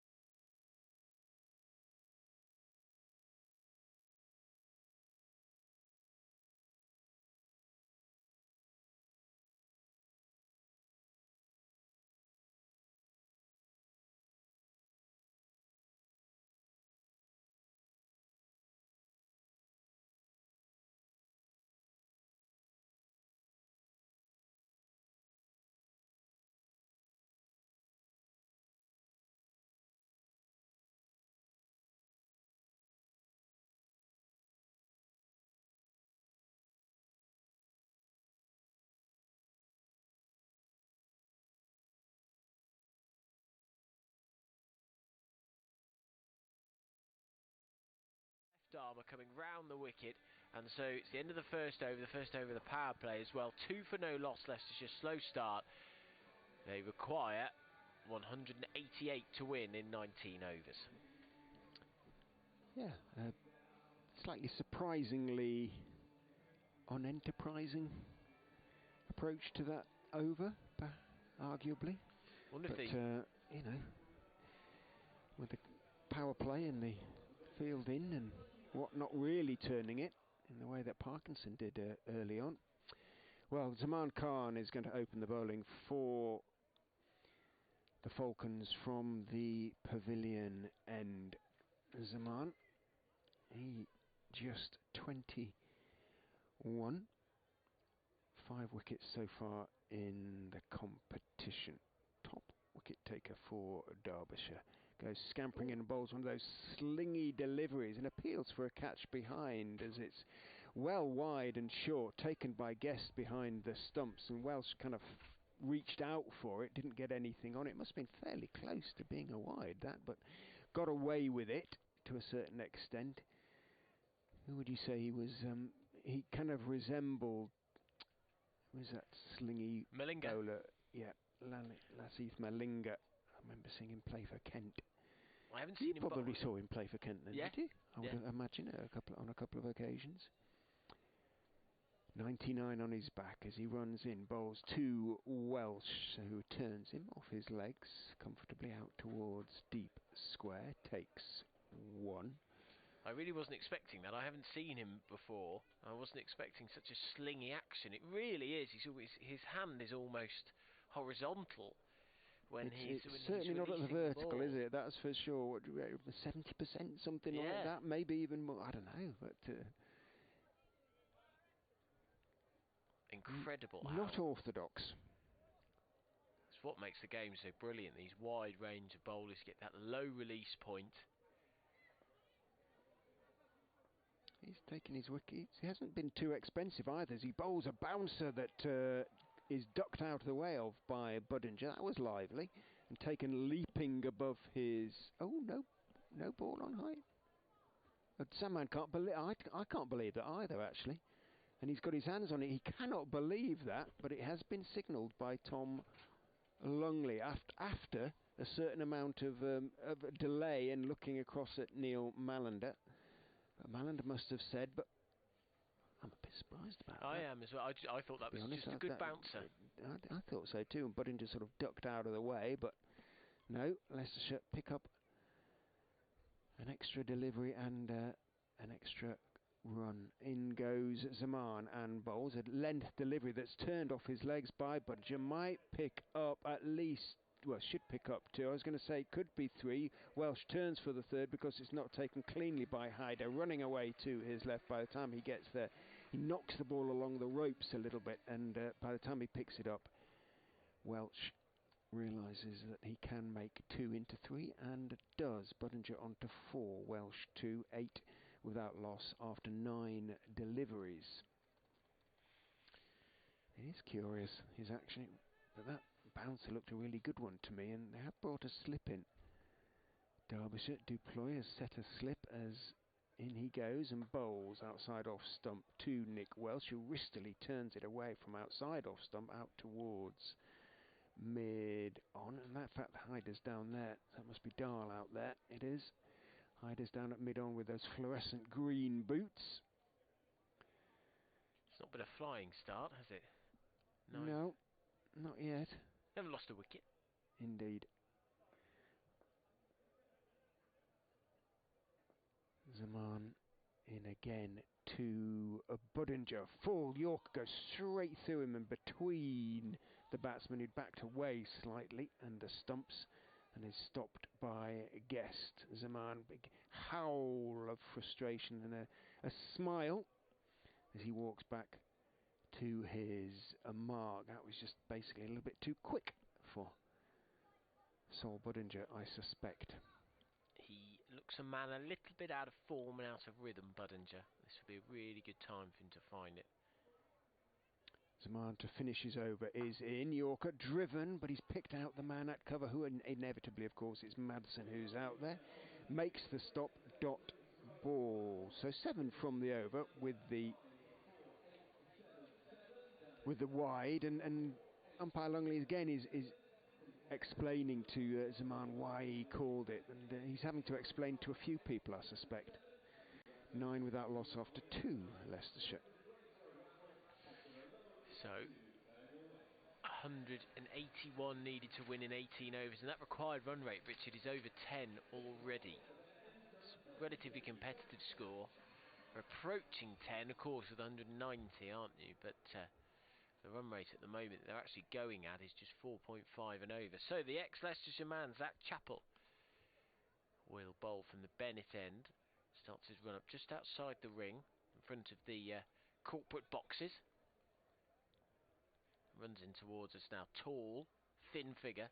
It's up to the wicket now. Bowls. It's a full toss that is hoiked away for 4 runs. Ball as well. That was a terrible delivery, and it races away. It's actually closer than I thought. Dahl was racing out there to try and stop it, and it did beat him. And was it given as a no? No, it wasn't. I thought that was above waist high, but I thought it was above waist high. It's about shoulder high to me, but either way, he got 4 runs from it. And Welsh gets his first boundary onto 7. If he hadn't got a boundary for that, he would have been very disappointed, I'm sure. So Chappell, the ex-Leicestershire man, blonde hair, is up to the wicket. He bowls, and it's clipped away on the leg side. And there is a single taken. He's got rid of the blonde hair, hasn't he? Sadly for Zach, yes. I don't think he had much choice of that. Yeah, well. I think the hair got rid of him, basically. Joined the club. He's on the far side of the field. Sports quite a natty little goatee beard there, from which you know he's still blonde. He's just sending one of the fielders that he's got out in the power play round to deep square leg. As he comes in towards us now, he's up to the wicket, he bowls, and this is hoiked down the ground. It's going to be caught. Didn't time that at all, Budinger, and that was the shot of a man who is really struggling. That just means that he scored 35 runs in 4 innings. It's almost deathly silence meets that at Grace Road. It hit, just didn't get his timing, was hitting across the line against the angle, and he goes 14 for 1, Budinger for 4. Yeah, awful shot really, and he turned away well before it landed most comfortably in the hands of Leos Deploy at mid-on. Derbyshire have their early breakthrough, but as you've been saying, Adam, Budinger is struggling for a little bit of form, so you know, if he wasn't going to find it in this innings, probably as well that it didn't hang around for, you know, occupy too many overs of the power play. Man who is in form comes to the wicket now in Rishi Patel. An awful lot depends on him. It's interesting that they brought him in for 3. Paul Nixon saying after the game, didn't he, that they wanted they wanted someone to take up more balls because Aaron Lilly had been coming in at number 3. They had this sort of very aggressive first 3 batters.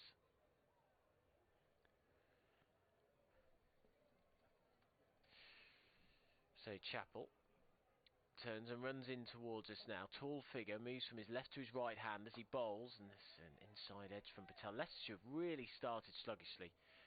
14 for 1, 2.5 overs now. They're going at 5 and over. They need to increase rather rapidly, because they're just going to lose the momentum, and they're just going to lose. That run rate's going to get too big. It's what happened with Worcestershire, wasn't it? It got to 12, 13 and over, and they couldn't catch up. Chappell in bowls. This is cut straight to cover. There is no run.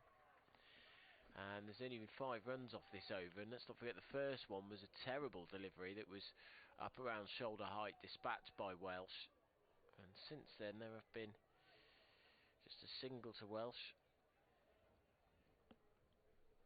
Leicestershire lost their first 3, as did Derbyshire. They need to find some quick runs to the Foxes. Grey skies above us, the floodlights on as Chappell bowls, and Patel this time does find some timing, but it finds the fielder out in the deep. He's at Hyder Ali out there who fields, and that is the end of the over. 15 for 1 is the score, so the run rate at 5 and over at the end of the 3rd. It needs to be at 10.3 for the rest of the innings. Slow start bit of a staggered start from Leicestershire. They need 175 to win this game and get their first win in the T20 Blast. But after this start, Richard, you would put Derbyshire as heavy favourites. Are we not switched the stream sound on? Somebody saying, just tweeting that when there's no sound on the stream, but looks to be switched on. Maybe it's your end, Jake. Fingers crossed. In goes George Scrimshaw and bowls characteristically short of a length delivery. Very tall man with one of the best moustaches in cricket. Patel tries to flay it away over the offside, doesn't get anything on it. Good evening to Tim. Tim Singleton up in Saddleworth, who has been enjoyed the Madsen innings. I think we all did, Tim, albeit through gritted teeth at times. Scrimshaw in past umpire Lungley, bowls again slightly short of a length, not quite as short. Patel gets up on his toes and plays it out into the offside. Dahl comes running in, throws down the stumps, but Welsh had comfortably made his ground. 16 for 1, 3.2 overs already. The run rate climbing. It's now 10.5, pretty much.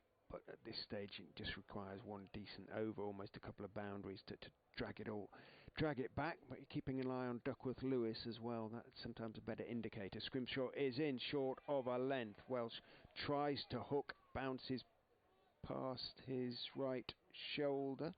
1 for the over, says umpire Lungley. Does not signal no ball. Yeah, and I think a bouncer like that is fair enough, surely.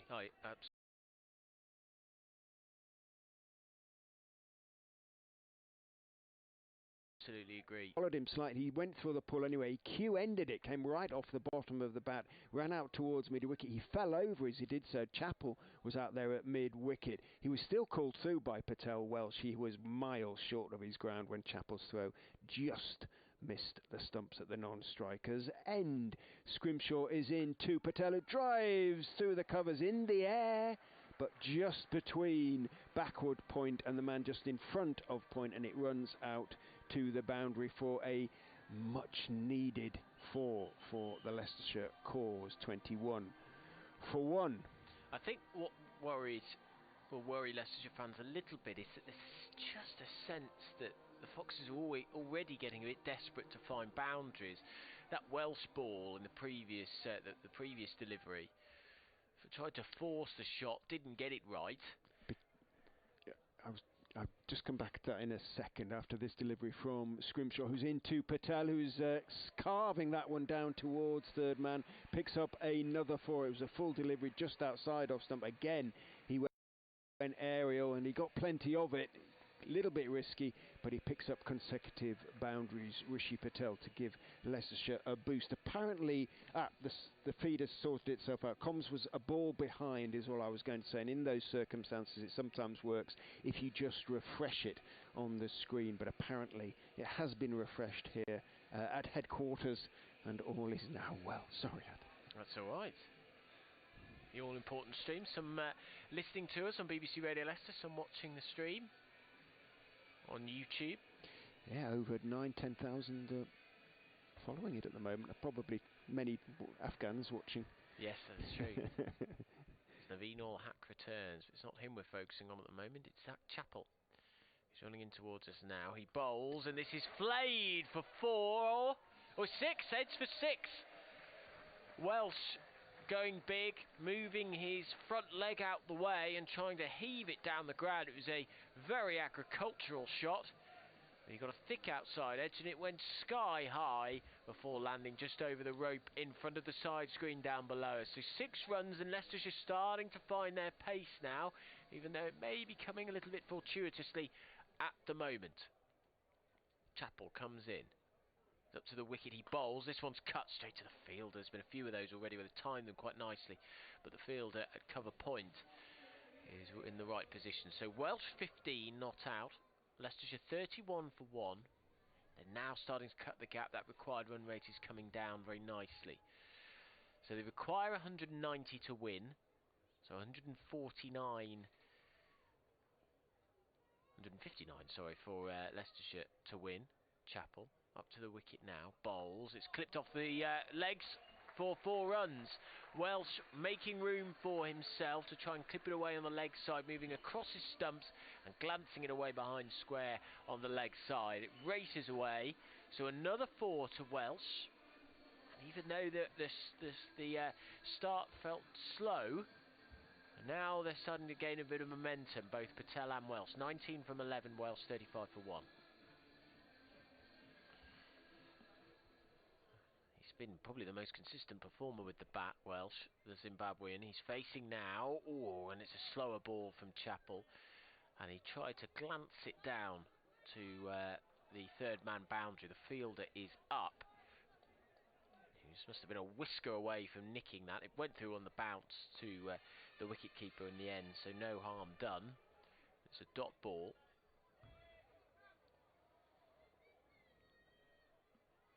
As Chappell turns. Ball moves from his left hand to his right hand. This time he does attempt the late cut. They scamper through for the quick single as it's played to short third man. We'll have 1 ball left in this, the 5th over, so 1 over left in the power play. If you're not watching us on the stream, you might be listening to us on BBC Radio Leicester. Adam Whitty and Richard Ray with you, bringing you live coverage of Leicestershire against Derbyshire. Both of these teams searching for their first T20 win.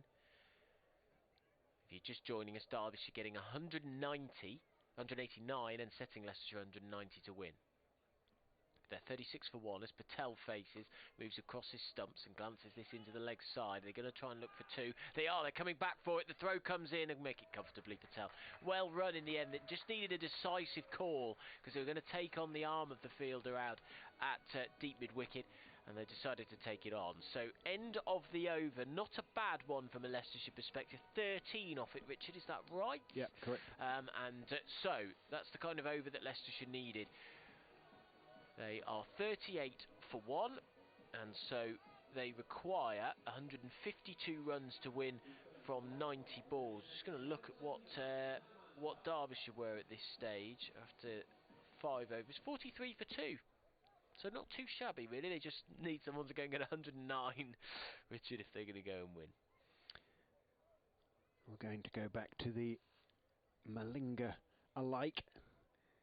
Zaman Khan from the pavilion end. Last over of the power play. Runs in, bowls 2 Welsh, short of a length. Welsh gets up on his toes, but as he tries to steer it away over the circle behind square on the offside, he gets a bottom edge and it just sort of bounces fairly gently down towards the wicket-keeper and short third, and there is no run to be had. Welsh remains on 20. Now he's faced 14 deliveries. Zaman is directing traffic. There's not much you can do really in the power players in terms of field setting, because obviously you're only allowed 2 men out.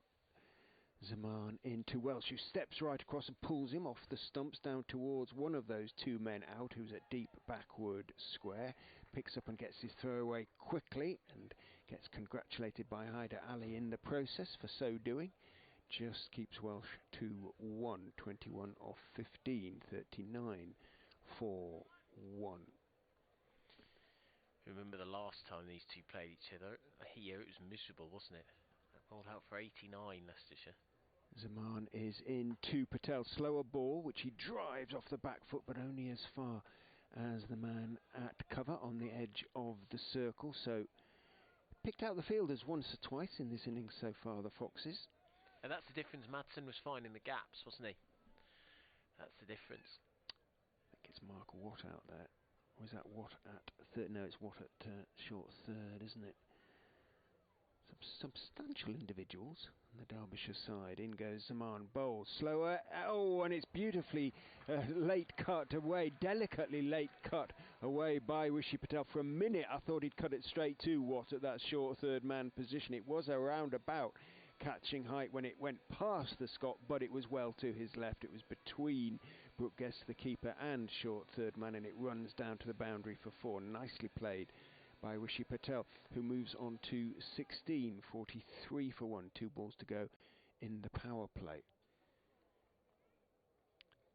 Zaman, straightish run is in again. Patel is walking right across his stumps and playing it gently back past Zaman down towards mid-on. Because it's gently, there's always going to be a comfortable single in it. Chappell on the edge of the circle, on his heels as well. Knew there was always one there, and one is duly taken. Patel on to 17. Welsh has 21. Useful little partnership beginning to be built by the Foxes after the relatively early loss of Budinger for 4. In goes Zaman, and bowls are beautifully flicked off his legs, off leg stump in fact, by Nick Welsh, past the diving guest, down to the fine leg boundary for 4. So a really good way to finish the power play for the Foxes. They're in this game at the moment, 48 for 1 at the end of the power play, 52 for 2. Derbyshire, so not much in it at all. Yeah, that key wicket, the difference, you would imagine, that's a big boost to Leicestershire, and they just gathered momentum at the right time and were clever about it. We haven't had big shots, have we? They've been sensible so far, trying the little nudges and nurdles to find 4s here or there, trying to be inventive. They've got themselves back into this after what was a very sluggish start. So they require then Leicestershire 142 to win as Watt bowls his second over. It's a flat delivery on sort of leg stump line. Patel had moved back away from his stumps, and he followed him, did Watt, so he clips it away into the leg side where a single is taken. 49 for 1. That run rate at 10.2. But I think most importantly, it hasn't been rising as Watt comes in, and it's cut by Welsh. So there's going to be a chase on for the fielder at deep cover, and he loses the chase. 4 runs out to point.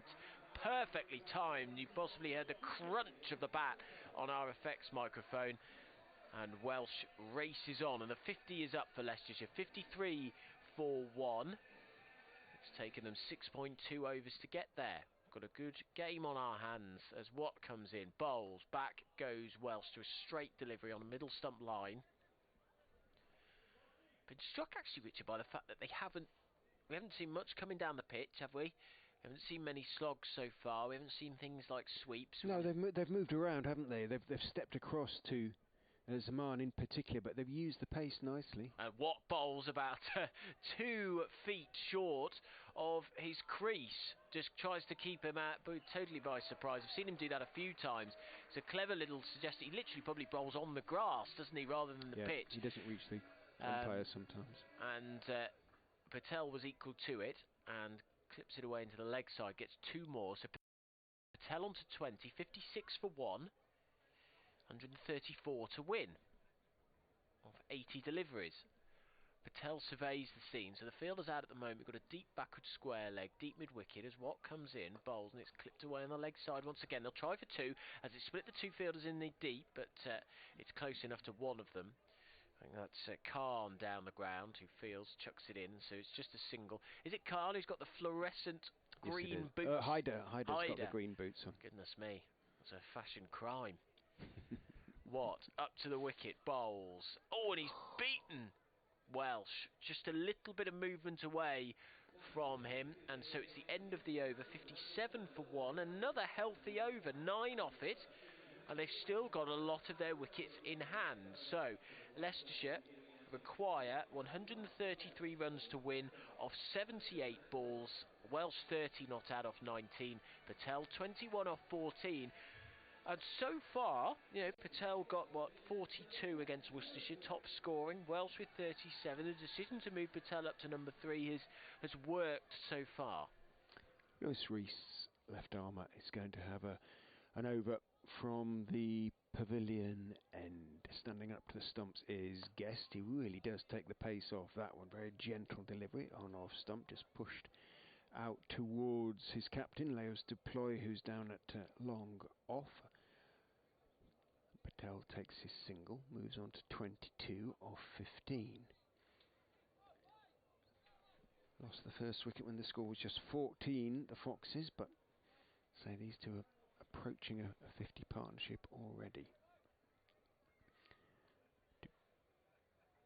In goes Rees and bowls another slow delivery, clipped in the air, straight to deep backward square where the catch is taken. Absolutely picked him out there, Nick Welsh, who raises his eyes to the grey heavens above us in disbelief. It was the gentlest of gentle deliveries from Rees. This is clearly a deliberate ploy from the left-hander, who can get it through at a reasonable lick on his day, the all-rounder. But he's bowled a couple of really gentle deliveries when he's asking the batters to impart their own pace to the delivery. Welsh tried to do that, picked it up, clipped it straight to Tom Wood on the boundary, who took it Australian style, 2 hands pointing upwards, never looked like missing it. 58 for 2. And the problem for Leicestershire this season has been that people aren't able to go past 30 and 40. They need somebody like Wayne Madsen demonstrated, who can go past 50, 60, 70 and beyond. Welsh has been consistent. He's been their best batter, absolutely, so far, I would suggest, in this T20 blast. 30, 37 and now 30 again. Rees is into Colin Ackerman, who plays it firmly on the back foot, back down toward the pitch towards the bowler. But they need their openers to be able to go on from there. Little shuffle and then barely run up at all, and then a really gentle looping delivery. It's no faster than Parkinson's left arm spin, to be quite honest, from Rees, and it does get a bottom edge, sort of inside bottom edge from Ackerman as he tried to drive it, and it ran down towards short fine leg. So Leicestershire having to work Rees out a little bit. He goes in and bowls down the leg side, will be signalled wide. Patel tried to flick it on its way, didn't get anything on it, into the pads of Guest it went before running out to short fine leg, so the wide is duly signalled. So this is something new from Lewis Rees. He's obviously worked hard on this. He's only gone for 4 so far. In he goes and bowls. Ackerman slap drives in that characteristic Ackerman way, reaching for it a bit out towards Anuj Dal, who's out there patrolling the extra cover boundary. Takes 1. And as ever, the wicket slows the scoring rate. Rees, just a couple of steps, is in, and he bowls a gentle full toss outside off stump, but all Patel can do is drive it out to deploy at long off, and then he smacks his thigh in irritation, Rishi Patel, because it's the end of Lewis Rees' first over, and a pretty decent one. He picked up a wicket, conceded only 6 runs, and Leicestershire, after 8 overs, are 63 for 2. And at this same point, Derbyshire 76 for 2. Leicestershire need 127 to win this game. Got 72 balls in which to do it. And Watt's going to bowl. I thought he was going to do it again. I thought he was going to bowl well before his crease. There's the... it's deploy, it's not Watt. It was deploy. Sorry, it was... they've I was reading enough of the scoreboard, but they have changed it. So Leicestershire deploy will bowl his first delivery. Down the pitch comes Patel, and will he get 4 for this? He will. There's the placement we were talking about, just inside of the fielder at short cover and just outside of the fielder at long off, and it raced away at a sort of straight cover and raced away. So Patel finding the gap. He's on to 27. He has looked fluid. He's looked like he's carried over his batting form from Worcestershire. Deploy. Left arm. Tosses this one up. It's driven inside edge by Patel. This one less convincing. And Deploy fields off his own bowling. There is no run. So the required run rate 10.5 and over. Leicestershire going at 8. That's healthy enough. You just got to try and stop it getting away from you. Deploy bowls. Down the pitch comes Patel. He's hit on the pad and he slapped his outer thigh then, Patel, because he thought he had an opportunity to get that away, but I think Deploy outfoxed him slightly, just dragging his length down a bit as Patel came charging up the pitch. He's in once again from the Bennett end. Tosses this one up. It's driven uppishly at cover. Bounced a few feet in front of him. No wonder he's cross now, because that was a full toss. It was an absolute pie. It was an absolute pie. First 4 balls going for 4 runs. This innings in danger of stagnating. And Patel getting frustrated. He stands, ready to face. Deploy, Patel. Tossed up this one, another pie, hit for 6. That's a massive hit, and it deserved to be. It bashes into one of the corrugated iron sheds in front.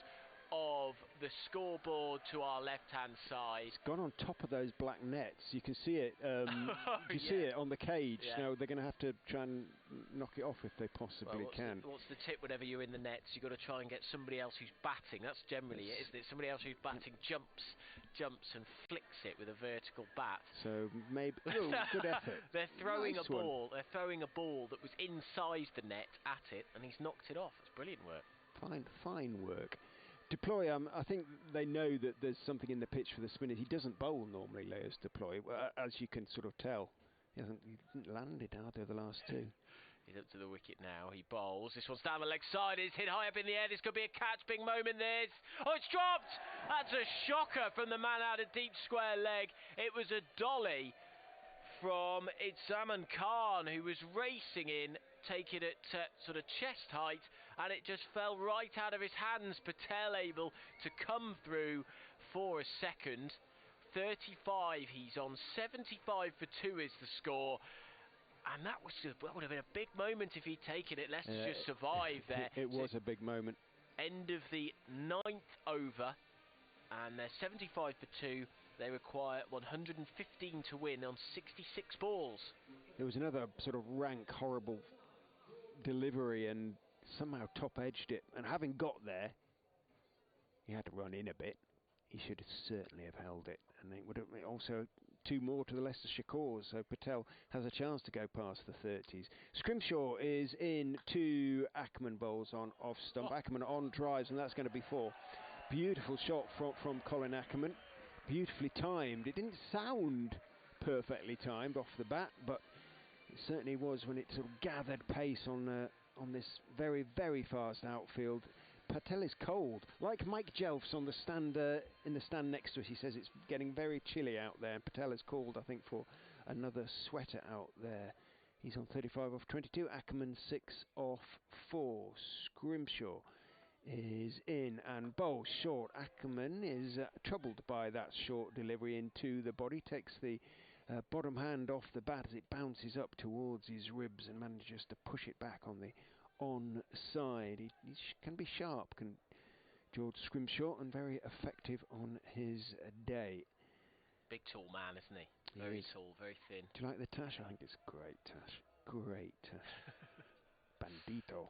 It goes Scrimshaw and bowls. Ackerman steps across and pulls him for 6.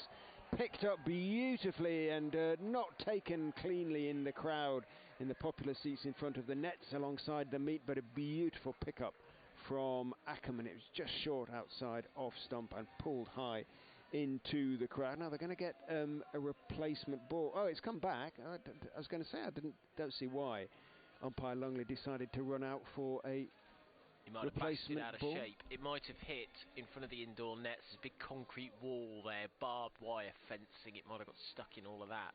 They're supposed to have a look at it, though, aren't they? But I can see that Hyder's got it in had it in his hand out there, and he has thrown it back to Scrimshaw. And they're saying, "Look, we've got it now." So I'm not quite sure why umpire Lungley immediately went running off to look for he's got the old ball back. As long as it's all well, it seems to have been 85 for 2. 2 good shots from Ackerman there, though, Richard. One that on drive, which shows he's timing the ball nicely. We saw that in the second shot, which was more brutal, but positive signs. Scrimshaw is in, bowls, whips him off his legs, and it could be 4 more. It is 4 more. Beautifully timed again from Ackerman, who's played probably so far in this innings the 3 best shots he's played in T20 so far this season. Leicestershire captain looks determined. He looks in the mood. 16 off 7 for him. 89 for 2. 2 balls to go in the 10th over, and Leicestershire are right up there with the necessary rate. They're scoring at 9.2. They need 9.8. They have 8 wickets in hand. Derbyshire need wickets. That Patel drop could be huge. Scrimshaw is in, slower ball. Ackerman swings and misses outside off stump. I think he apologised then, Ackerman, didn't he? He thought he should have dispatched that. But he's already done the work from the over. He doesn't need to hit out now. What does he hit? Is it 14 off the over already? Scrimshaw's first over went for 10, so 24. Yes, 14 off 5. Two balls. 4s and a 6 from him already.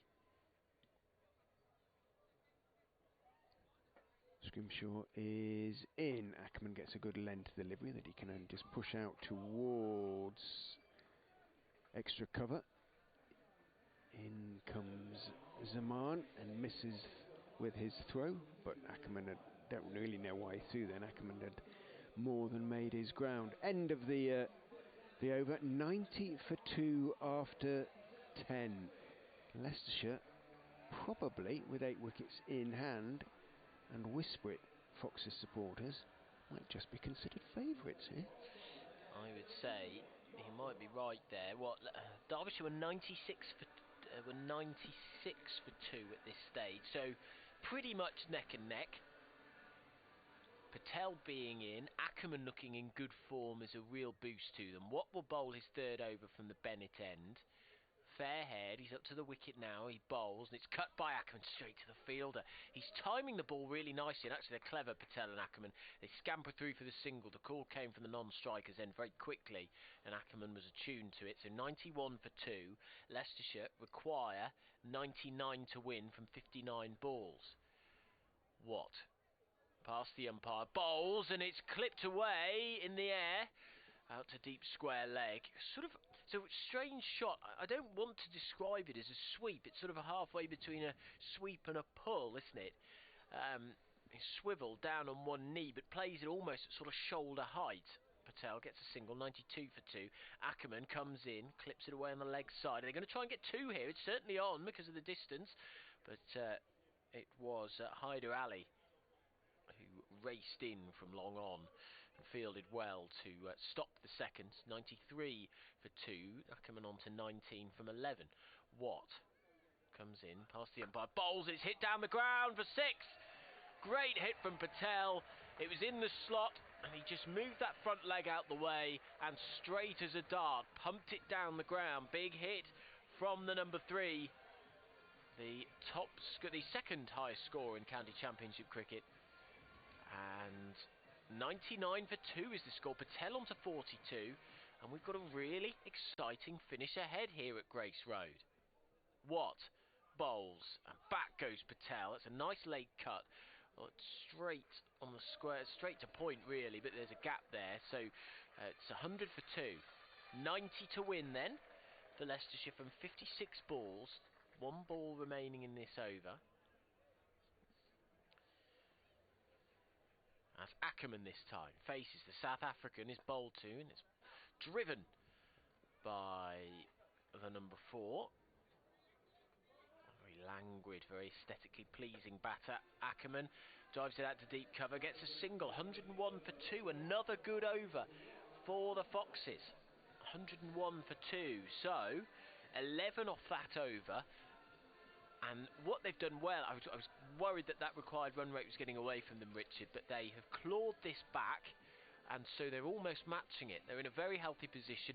The required run rate 9.9, they're going at 9.2 and over. So 89 to win for Leicestershire off 54 balls. You're listening to live cricket on the BBC. Leicestershire against Derbyshire in the T20 Blast.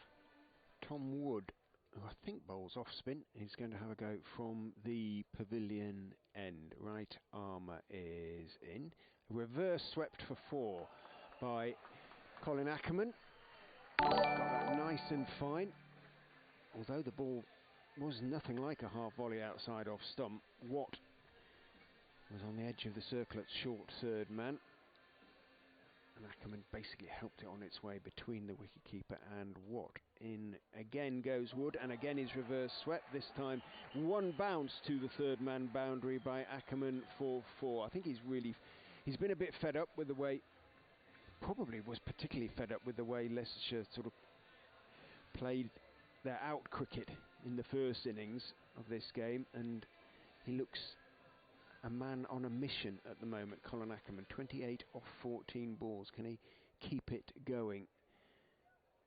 They've had to put third man out Derbyshire as a consequence. First 2 balls of Wood go for 4. He is in, drags it right down. Ackerman goes back, turns it towards mid-wicket, wants a second, and he's going to get one, because rather daft really there, Wood. He went chasing back, fielded it himself, despite the fact that Anuj Dar, one of the best fielders on the Derbyshire side, was running in and would have gotten to the ball with the momentum. And he had nobody. Wood slid, and there was, as you say, nobody at the crease, so he was sort of throwing going backwards anyway. But anyway, in he goes and bowled, dragged down outside off stump, chopped out into the offside, but a good stop by Madsen, who I'm a little surprised hasn't had an over 2 himself, to be quite honest. Means it is just 1 to Ackerman, 31 off 16 for Leicestershire's captain. Remember, it was a roundabout now where Derbyshire lost their 3 quick wickets, which really did put something of a break on them. Outside off stump, Patel down on one knee, elegantly, rather steering it away backward of point. There is the field out there running in from the cover boundary, so it is just a single to Rishi Patel. Remember, horribly dropped by Zaman on 33. He's on 44 now, but it's Ackerman who has really picked up the initiative for the Foxes.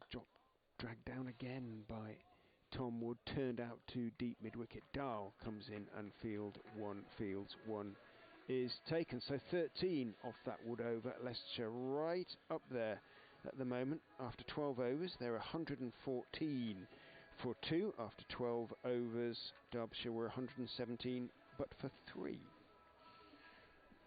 So this is all getting rather exciting. I think either way we're in for an interesting finish.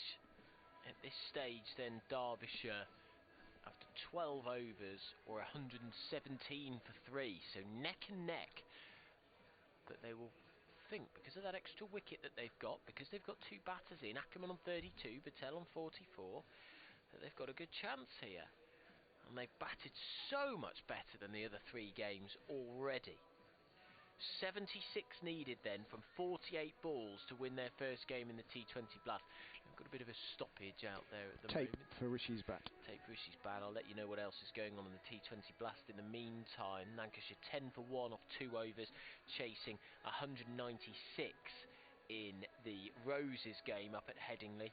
Got Josh Butler back for that game, Lancashire. He's been in no sort of form though, has he, Buckler, really, in the IPL? No. I'd still rather have him in my team. Oh yeah. So what will bowl his final over? None for 22 so far. The umpire stands so far back for him, doesn't he? Because he often bowls the ball before he gets to the crease. His first delivery is on a leg stump line. It's played down the ground. I don't know what sort of ran off in the direction and pulled up slightly.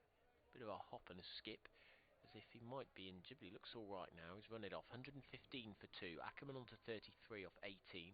Patel now facing. Bat raised high. He's up to the wicket now, and he's hit. Was he hit on the pad, or was it a leading edge? Watching the bat. No, it was a pad, but it must have been going down the leg side, Richard. There was absolutely no appeal whatsoever. Maybe it just moved over towards the leg side. I mean, you could see all the stumps. 116 for 2. Ackerman on strike now. As this is a straight delivery. Tucks Ackerman up for room somewhat, and he glides it away behind square on the onside. Keeping the pace up is what. Trying to keep the pressure up on the Leicestershire batsman. Run rate at 9.4 and over for Leicestershire. The required one is 9.7. They're going at the right pace as Patel swipes at this. It's in the air, out to the fielder, and caught this time. And there's a big pump of the fist because Patel has gone for 44.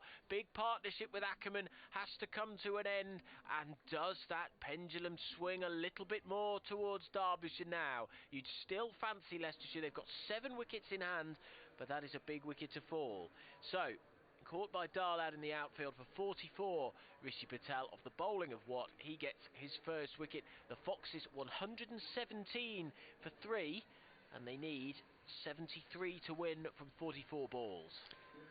Yeah, didn't really need to do that, Rishi Patel.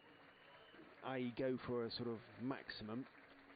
Could have kept working around because these two were playing so nicely together, and Ackerman obviously is going so well, but still a very useful contribution indeed from Rishi Patel. That 44 brings Vian Mulder to the crease to join his compatriot Ackerman. Well, I think what did really well is he built the pressure on Patel to make it feel like he did need to hit out. Singles, bowling very quickly, back to back to back. Didn't have His any last time. over though, and he's the only real spinner that Derbyshire have got, to be honest, full-time spinner. As he comes in now, bowls to Mulder, who's back and cuts to deep point, and there's a single. He's off the mark, Mulder. No, I don't think he's really turned it. Nothing like sort of Parkinson or Ahmed did, really. But I think he's just a little bit unpredictable. Changes his flight, changes his pace a bit. So he runs up. Not sure whether Watt himself stopped the run up there, or it was Ackerman, who's 34 not out. Ackerman goes back, cuts, or nearly beats the infielder. Who? That was good work by Zach. It was Goodness. Zach, yes. He was down quite quickly there. It was. So that is the end of the over. I'm just trying to think. They did scamper through for a single. So 119 for 3. The run scoring has stopped a little bit. So what is it? 5 off the over there, Richard? 5, yeah. 5. So 119 for 3 is the score. The run rate, the required run rate up above 10, but nothing that Leicestershire can't manage. They require 71 from 42 balls to win this game. I think it's going to go down to the wire. Either way, it's probably all about the wickets that Leicestershire lose at this point. If they can keep hold of their batters, if Mulder stays in, gets 30 or 40, Leicestershire will win this game. This could be interesting. Rees rather got away with it in his first over, just went for 6 with those really gentle dobbers, really, just outside off stump. But now he's bowling to Ackerman. Drops a little bit shorter. Ackerman on the back foot can only push it back down the wicket to the Derbyshire all-rounder Lewis Rees. Run rate required has crept back over 10. Rees is in to Ackerman, who drives through Mulder's legs, runs down to Duploy, who is at long off. Not often you see a captain as far from the action as Duploy is in this game, and it looks kind of like Brooke Guest behind the stumps. He's doing a lot of the sort of directing of fielding traffic, so to speak. 120 for 3. 70 now needed. Rees is in to Mulder on his legs, turned round the corner, not fielded cleanly, so Derbyshire now giving away an unnecessary extra run there, down at fine leg. Not quite sure, is that Scrimshaw there? Got down, he's a long way to get down, and rather bunted it along off his knee as he formed the long barrier. So Mulder picks up a couple instead of one. Rees is in, there's the full toss, it is whacked back, bounces down into the ground just before Lewis Rees, but grunt of frustration from Adam indicates that it was another horrible pie from Lewis Rees that Mulder could not put away. Is slapped back down into the ground just in front of Rees, who managed to make the stop. He's in again to Mulder. Another full toss. This is whacked straight back past him, and it goes for 4. This time Long on, who dived to his left, couldn't make the stop. He did, I think, get 2 hands to it, but unfortunately couldn't field the ball, couldn't get enough behind it to prevent it bursting through his hands and going for 4. So Mulder on 2-7. They bowled an awful lot of rubbish, frankly, these Derbyshire sort of part-timers. Rees isn't a part-timer, that's a better delivery. Pitches at least, and Mulder goes for the drive, gets a thick outside edge, squirts it out towards Dahl at point. And there is a single, so 127 for 3, 8 runs from the over. I suppose that counts just about as a win for Derbyshire, really, needing 10.5 and over to go for 8 in the circumstances. But again, no wickets lost. 127 for 3 after 14. Leicestershire, 126 for 5 after 14 Derbyshire. So you could say the Foxes now ahead of the game. Yeah, they haven't lost. They haven't had a spell of losing wickets as of yet. So they require then 63 to win. Zach Chappell will bowl his 3rd over from the Bennett end. He's running in, pace bowler, and it's driven for Patel. Beautifully late cut for 4 runs behind square. That was a shot that just saps the pressure off of Leicestershire. And they need the boundaries, they need regular boundaries, and that was a fantastic shot from Vian Mulder, who just waited for that, leant into it, and played it very late. 131 for 3, Mulder on to 12. The South African then faces Chappell. He bowls and he's cut as he edged it.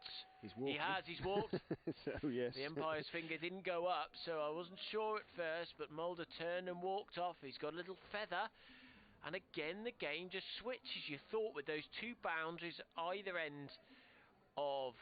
side of the this over in the last, that Leicestershire might just have refound their pace again and their form and their momentum. But Mulder has to go for 12. And it is 131 for 4 now. 6 wickets left for Leicestershire. They need 59 from 34 balls. They need Lilly to give Ackerman a little bit of support here. In these circumstances, he can be a finisher, Lilly. But Ackerman is going so well that he's got time, to push one or two, just to accustom himself to the lights out there. And with Lilly, once he's done that, you know the runs will come. This is fascinating stuff on BBC Radio Leicester. I think we're going to go down to the wire here. Leicestershire chasing 190 to win. Both of these teams desperate for their first win of the competition. If Leicestershire lose this, they will have lost their first 4 matches. They should actually win it from here. They should win it from here. 59 from 34. Chappell, big tall man, bald-headed, runs in, bowls, and Lilly does just play the safe option. Times it nicely behind square, down to fine leg. He takes a single, and there is just 1 run added to the total. So he's off the mark. Ackerman 36 of 22. You'd think he holds the key, the Leicestershire captain. Feels that way, doesn't it? And he's batted brilliantly. Timed some wonderful shots. We've seen some sublime sort of textbook on drives, some big pulls for 6. Can he win it? Chappell to Ackerman, driven into the ground, and so he'll only pick up a single out to cover where it is collected. So 133 for 4. The run rate required is 10.7. It's around 9.1. Just can't let it get away from them even further. It's a very dark evening. Heavy grey cloud. Been over the city most of the day, hasn't it? That's Chappell. Runs in, bowls. Aaron Lilly tries to make room for himself, and it's spilt by the wicketkeeper. It's going to race down towards the third man boundary. A very fine third man boundary. Is it just a single? Just a single by, but again. Yeah, poor fielding from the wicketkeeper. They got away with that, didn't they? Well, he was sort of getting into the position to catch it and throw it at the stumps in case Ackerman was out of his ground, which he was a bit, but he would have got back in. But first job, catch it. His eyes were lifted to their heavens immediately. Chappell then. 1 ball left in the over. He's up to the wicket, and Ackerman clips it away on the leg side. They're just going to go for 1 here. They're going to try 2. No, that'd be too risky to go for the second, and so that is the end of the over. 135 for 4. 5 overs to go in this game for Leicestershire. They've got 30 balls and they need 55 runs to win, and they need to do it at 11 runs and over. Ackerman 38 not out of 24. Lilly 1 off 2. Let's have a look at where Derbyshire were at this point. They had lost they'd lost that flurry of wickets by this point. 129 for 5. They are ahead of where they were, but they had, at this point, I guess the key difference, Richard, is that they had a bloke who was on, 50, 60 not out at this point. Leicestershire, while Ackerman is in great form on 38, is not quite in the position yet to completely dominate. George Scrimshaw, who has been expensive, 2 overs for 25 so far. He's going to try and improve that from the pavilion end. Runs in, bowls to Ackerman, who backs away, tries to carve it over the offside, doesn't get anything on it, bounces over the top of the stumps, a good few inches over the top of the stumps, taken by Guest behind the stumps. Hint of desperation. They still only need, 3, 12, 11 and a half runs and over. but it will climb rapidly. Now, as Scrimshaw is in again outside off stump, again Ackerman tries to chop it away, again doesn't get anything on it. 2 dot balls from the mustachioed Scrimshaw, and a chorus of approval from his Derbyshire teammates. He's found a bit of carry, Scrimshaw, hasn't he? Going through at some lick to guess behind the stumps. Grace Road tense. They know how important this game is. Scrimshaw is in. Ackerman is tucked up a little bit. Turns it down towards long on. He's interested in the possibility of a second. But long on gets in quickly enough to make sure that Ackerman just picks up 1. So just a single off the first 3 balls of the over. And as a consequence, the rate required has now gone up to 12. Our commentary box door just blew open there, and it is chilly out there now. It really is. Scrimshaw and Duploy, his captain, thinking and talking now. Aaron Lilly presenting them with something of a problem, because you never quite know where he's going to try and hit it. Odds are, against Scrimshaw, he'll either step right across or back a long way away, but I don't think he'll stand still in the crease.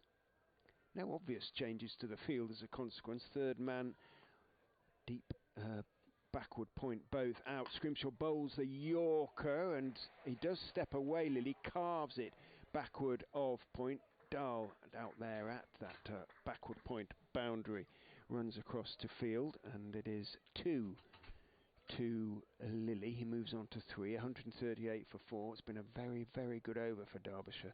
However, so far, just the 3 runs from the first 4 balls. Can Scrimshaw come out of it?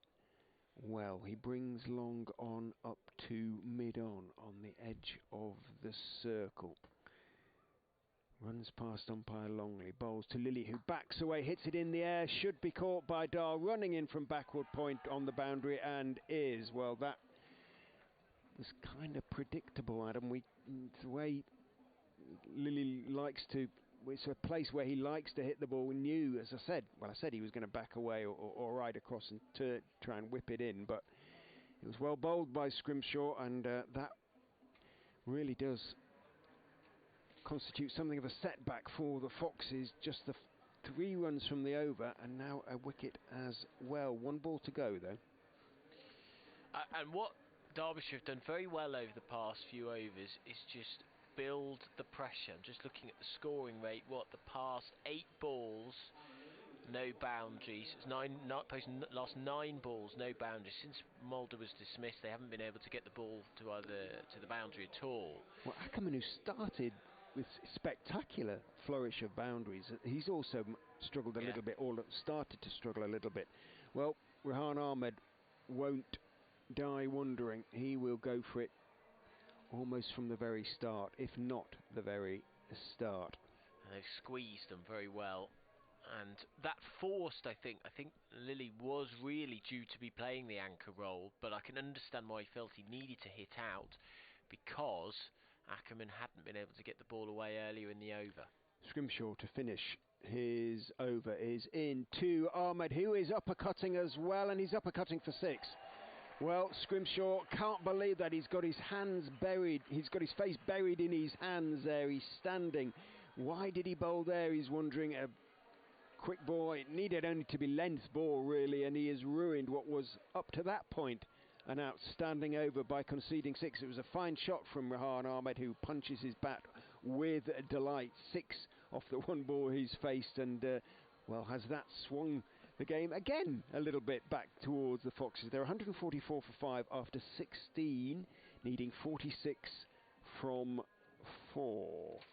They're still ahead of the game. Yeah, 46 from 24. This is right in the balance, and it just depends on Ackerman whether he can refine the boundary here and whether they can keep that momentum up. That 6 is a huge moment. It was a dumb delivery, wasn't it, from Scrimshaw? It was. Really, after such a good over. Asking for it. So Zaman Khan, 2 overs, none for 17. Pakistani will bowl from the Bennett end. 4 overs to go. His slingy axe is driven straight at mid-off by Ackerman, whose rocket pace at the start of the innings has slowed somewhat. And this is a big moment for Ahmed too. He's had a very good game. He bowled very well earlier on in the Derbyshire innings. One of few really to come away with good figures. He went 5 and over, 2 for 20. Got some spin, used some nice variation. We haven't really seen in T20 cricket what he's capable of with the bat. As he looks around, surveying the scene, you can tell he's talking to himself out there. As he stands, bends his knees, moves away from his stumps and pulls this as Khan followed him. And he pulls it down the ground. The throw is a little bit wild from Hyder Ali, but it's collected well. I think Guest read that nice, otherwise there would have been another overthrow. So Ahmed gets another single. 1-4-6 for 5. 44 to win off 22. Into the 17th over. Floodlights bright in the centre of Leicester. Dark grey cloud all around us. The trees and the flags fluttering in the breeze at Grace Road. As Khan is in, bowls a full toss and Ackerman can't get it away. It was right at his body, sort of hip high. Are they going to try for a second? No, they just get a single. Not quite high enough for a no ball. I guess it was just that it was a bad ball, but the line was good enough to tuck up Ackerman. So all he could do was play it down the ground. 3 singles from the first 3 deliveries. 43 from 21. That run rate at 12 and over. They're going at 9. So Ahmed then, open stance, crouches as Khan bowls in, and it's a good bouncer, and it's a dot ball. Ahmed moved away. I think Khan just adjusted his line ever so slightly to move it over towards the offside, and Ahmed couldn't reach it. Through it goes. Dot ball. Just 3 off the over so far. They need a boundary, Leicestershire. It was a risky one with third man and backward point on the edge of the circle. They're now all on the leg side. The Pakistani now past the umpire. He's up to the wicket. He bowls and Ackerman drives and it's fielded. Another dot ball. This will be a big over for Derbyshire if they can keep it tight. Zaman Khan. 2.5 overs, none for 20. 3 off the first 5, just like Scrimshaw in the previous over. Then he went for 6. Can Ahmed repeat the feat? He looks very chilled out there. He's got that attitude. He's got that youthful exuberance, that youthful character. As Khan bowls, and Ahmed hits it for 4. 1 bounce 4. Another big release of pressure, and another fist pump from the England international, who hit that hard down the ground and again just relieves the pressure. It's not a big over for Leicestershire, but it takes it from what was a very good over for Derbyshire to a survivable over for the Foxes. 151 for 5, 7 off the over. Ahmed is now on to 11 off 5 deliveries. Ackerman 41 at the other end. So Leicestershire require 39 off 18. Guess what Derbyshire were on after 17 overs? Would it be 140? Would it be 151 for 5? It would. The score's absolutely level. But they had a pretty good finish. Derbyshire, 38 off their last 3 overs. Leicestershire going to have to match that +1 to win the game. Could be a tie, you know. 5 wickets down. Chappell. Zach from the pavilion end is in, bowls to Ackerman, who awkwardly works it into the leg side, but there should be 2 in it. There are 2 in it. Hyder comes in and throws as wildly as you like in an effort to prevent the second, but plenty of Derbyshire players backing up as it goes well wide of Brooke Guest. Ackerman takes 2. Chance of Leicestershire. Chappell is in to Ackerman, bowls. Pops a slightly slower ball, full on his legs, clipped out towards long on. Throw comes in, but Ahmed is quick between the wickets. Scrimshaw was quite quick to the ball, but it was a slightly wide throw and comfortable enough 2. Hey Jude Ahmed's added some nice impetus, going for 2 off every ball. He called that early. It was at his end, and they put the pressure on the fielding side. Chappell turns. This is his final over. Runs in, bowls to Ackerman, who paddles him around the corner, having stepped across his stumps, and paddles it down to fine leg for 4. Nice shot from Ackerman, who took it from well outside off stump.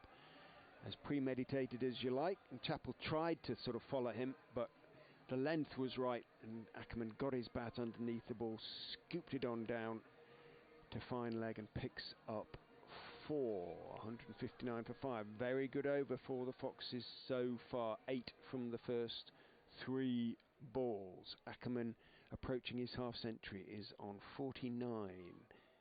Chappell in and bowls straight, and that is his 50. It's a full delivery, pushed out towards long on, but it will be just a single as Wood goes running in to meet the ball. Ackerman's 50 came, as I say, off 33 deliveries, includes 5 4s and 1 6. First 50 of Leicestershire's T20 campaign. Makes a big old difference. Really does. Ahmed on 11 off 6. Chappell is in to him. He steps right across his stumps, flicks it down to the long leg boundary, and that is 4 more. Again, he was probably a good foot, if not more, outside his off stump when he played that, but brilliantly played. And Chappell is going around the park on his former home ground. 164 for 5, so 13 from the over so far, more than Leicestershire need, and they have still 1 ball to go, 1 ball to try and put away. Chappell into Ahmed, slower ball, bouncer, but Ahmed tries to help it on its way, tries to uppercut it, and then punches his bat with frustration as he misses it, and it bounces through to Guest. Even so, as I say, 13 off the over. Leicestershire can be content with that. They need 26 from the final 2. Still sounds quite a lot, it does. Put that way, doesn't 13, it? 13 and over, obviously, but they've given themselves a chance. If Ahmed had connected with that, that would have made a big difference. But they have set themselves up well, and Ahmed has played very nicely since he's come in. Added some brute force to the innings, and they've got Ackerman in. They can do this. It is well within their reach. First really close finish we've had, isn't it? Yeah, and for quite a while, even last year when they did very well, Richard, we didn't see many close finishes. Leicestershire either got battered or battered other teams, whether that was at Headingley or whatever. They go to teams and win heavily. We haven't seen many close finishes. So then, Leicestershire need 26 to win off 12 deliveries. Colin Ackerman will face Zaman Khan, who will bowl his final over. None for 24 off 3. In he comes, he bowls, it's on leg stump, Ackerman clips it away. They're going to try and look for 2 here, and they're not going to get it. Ahmed turned very quickly, but there wasn't 2 in that. It was too close to Hyder Ali down at long on. He timed it very well. Got his throw away quickly. Stung Zaman's hands. Zaman with very slingy action, Malinga type. 25 bowler. To win off 11 deliveries. Ahmed on strike. The England international. Bringing Chappell up from long leg to short fine. They trying to tempt him into a scoop or something like that. In he comes, Khan, and Ahmed drives. It's uppish. He'll just get a single. It never really got beyond a couple of feet off the ground. Had to be full, didn't it? Because all men out deep in front of the bat. I think he was still trying, wasn't he? I think he was trying to get a thick outside edge or play it late so it would go behind square on the offside. So there's a single. Ackerman back on strike. 24 to win off 10 deliveries. Live cricket on the BBC. Ackerman faces Khan. He's up to the wicket. He bowls. He drags it in, and it's cut for 4. You saw the Derbyshire players leap up in the air because it was between the backward point and the short third man, and they thought it might go to hand, but Ackerman has carved it away for 4 runs. Big boundary for Leicestershire, and it is now 20 to win off 9. Poor ball with third man up on the edge of the circle, backward point on the edge of the circle. Short and wide outside off stump. That wasn't the plan, surely wasn't the plan with all the men out on the leg side. Just needs to bowl it straight and full, doesn't he, really? Yeah. Fine leg, deep square leg, deep mid-wicket. Khan is up to the wicket, he bowls and he tucks that fit, what's more like it. He'll play it down the ground. Ahmed wants to turn and run, they're tempted, but that would be too risky, and they decide on just a single. So 7 off the over so far with 2 balls to go. 171 for 5. 8 balls to go. What price a tie? Fairly, not that long odds now. Not that long. 19 off 8. Up comes fine leg. They're trying to tempt him in. Chappell, the big man, is called up inside the ring. Ahmed faces as Khan bowls. It's hit high up in the air. I don't think he's got the distance on it. As the fielder runs in. Oh, it evades him. Is it going to go for 4? It is! Oh, should have stopped. Oh, that's a big moment. He took the gamble on trying to catch it. The fielder running round at long off. And it's still plugged in the ground. He missed it, and that's the danger, isn't it? That's why you often see fielders at this point in the innings playing it safe, because if you miss it or you drop it, it could go for 4, which might well be more costly. But Ahmed goes big and gets the boundary. 175 for 5. 1 ball left in the over, 15 to win for Leicestershire. Astonishing decision by Rees to go for the catch there. He had no real chance of getting there, and he could have saved 2 runs at the very least. Astonishing decision. Ahmed 20 off 9. 1 ball left in the over. 15 off 7 to win for Leicestershire. In comes Khan, bowls. Ahmed swipes at this. They're just going to get a single. It's to cover, and Ahmed will keep the strike at the start of the final over. So 14 to win, Richard. You're still shaking your head at that Rees decision, because that has handed it. Well, it certainly really helped Leicestershire, you know, that's for sure. It certainly helped them. 14 to win, 13 for the tie. No, surely not. Surely people not leaving the stand alongside us. Well, one assumes that they'll be finding somewhere to watch. They're going to have to hurry down the stairs, because it's going to be George Scrimshaw, who has quite a good record in final overs for Derbyshire. He's pulled off 1 or 2 extraordinary wins for them, but the Foxes, with Ahmed and Ackerman both going nicely, should be the favourites here. 13 for the tie off 6, 14 for the win. My money, Adam, is on Leicestershire, but it isn't on very confidently. I have absolutely no idea. I just think they're okay here. I think if they don't lose a wicket in this over, they will probably win. And if they get 2 early boundaries, maybe 2 boundaries in the first 3 deliveries. Scrimshaw, with his third man back and his long leg back and his mid on and mid off both up, runs in and bowls to Ahmed, who hits him straight for 4. Well, beautiful shot from Rahan Ahmed, who just opened his body and thumped it in the air straight back past George Scrimshaw, between those 2 men up. Wrong choice of delivery from Scrimshaw. He's made that decision a couple of times and called it wrong, and Fox is now very much the favourites. 10 needed off 5 to win the game. Yeah, that's a big blow. They needed an early boundary, Leicestershire, and they've got it. What an innings from Rahan Ahmed. He's got to carry it on, though. He's only done a bit of the job. Scrimshaw is in to him. Short outside off stump, cut up into the air. It's going to drop short of Anuj Dal, and Ahmed is going to pick up 2 as a consequence. 8 off 4 for the Foxes to win the game. They should win it from here. And the crowd really are involved now. They know what a difference this could make to Leicestershire season. 3 defeats in the first 3 games for the Foxes. Same for Derbyshire. And the winner of this game will feel they've finally got a little bit of momentum in the competition. The loser will feel that they almost certainly now will not qualify for the knockout stages. Leicestershire supporters sound confident to me. Great atmosphere out there. Long conversations, Duploy, Madsen. I'm surprised he hasn't had an over. He usually fiddles one over in. And Scrimshaw is kind of waiting for instructions, I think, as much as anything.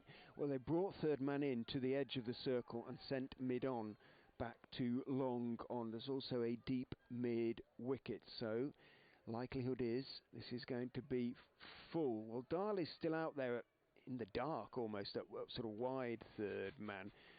Mark Watt is on the edge of the circle at a conventional third man. In goes Scrimshaw, is whipped away by Rehan Ahmed, but only as far as deep backward square, so it is just 1, 7 off 3, 6 off 3 for the tie. Now, at first it is wickets, but thereafter, is there anything else, or is it then just the tie? The rules have changed so often. I think it's then just the tie. I think it's obviously runs. And if the runs are level, then it's wickets. And if the wickets are level, I think that's it. But you never quite know where the rules change. Scrimshaw is in to Ackerman, who is fending it off his body, having stepped across, and it will be just 1. Again, in comes Hyder Ali from deep mid-wicket. So suddenly it's 6 to win off 2. Has it swung back towards the Falcons? Oh, well, I'd say it probably has. It's a boundary, isn't it? This all hinges really on one boundary. It's one hit. It's within 1 hit now for Leicestershire. That was sort of quite a restrained shot from Ackerman in the circumstances, wasn't it? He might have tried to pull it. Scrimshaw tosses the ball hand to hand. Can Rehan Ahmed, who has really shone brightly since coming into the Leicestershire side, can he make his mark again? He waits, bat raised. Scrimshaw is in to him. He steps across, bounces over the stumps. Ackerman runs to. It is a bye, but it is just a bye. Suddenly Leicestershire, to win, need 5 off the last ball. So 6, essentially they've got to clear the ropes to win the game. Can they get a 4 to tie the game? So, yes, 4 to tie. 6 will win it. That's it. Springsteen, I can tell you about Springsteen's tweet. I was wondering who Scrimshaw looked like. It is Officer Crabtree from Hello Hello, isn't it? Sorry, Richard, I don't know if that is before my time. Springsteen and I are both very old. Yeah, that will be familiar to a lot of people. I'm going to desperately try not to start speaking like Officer Crabtree now, because he spoke the most amazing sort of English French. But anyway, let's concentrate on the game, because it is a huge delivery in Leicestershire's season, and I suspect in Derbyshire's as well. 1 delivery, Leicestershire would dearly like a 4 to tie, and on strike is the captain. On 57 not out. Ackerman waits. Scrimshaw is in. Bowls to him. It isn't going to be. Derbyshire have won the game. All Ackerman can do is hit it out to long on. Take 2, and Derbyshire have won. Leicestershire finish on 187 for 5. They lose the game by 2. Derbyshire win the game by 2. They have got their 2020 season underway. The Foxes, I'm afraid, go to 4 defeats out of 4. For me, Adam, I can't quite believe that they weren't able, in the circumstances with those wickets in hand, to get over the line. Yeah. I think they were the favourites for a long time. They were, and it was those 3 balls in the final over where Ahmed and Ackerman just couldn't get it away. And it was an Ackerman just didn't look like he was 100% sure what to do with that final delivery, whether to charge down the pitch and give it a smack, whether to double bluff him, and he just got stuck in the end, only being able to get 2. They've fallen agonisingly short. It was nearly the perfect chase.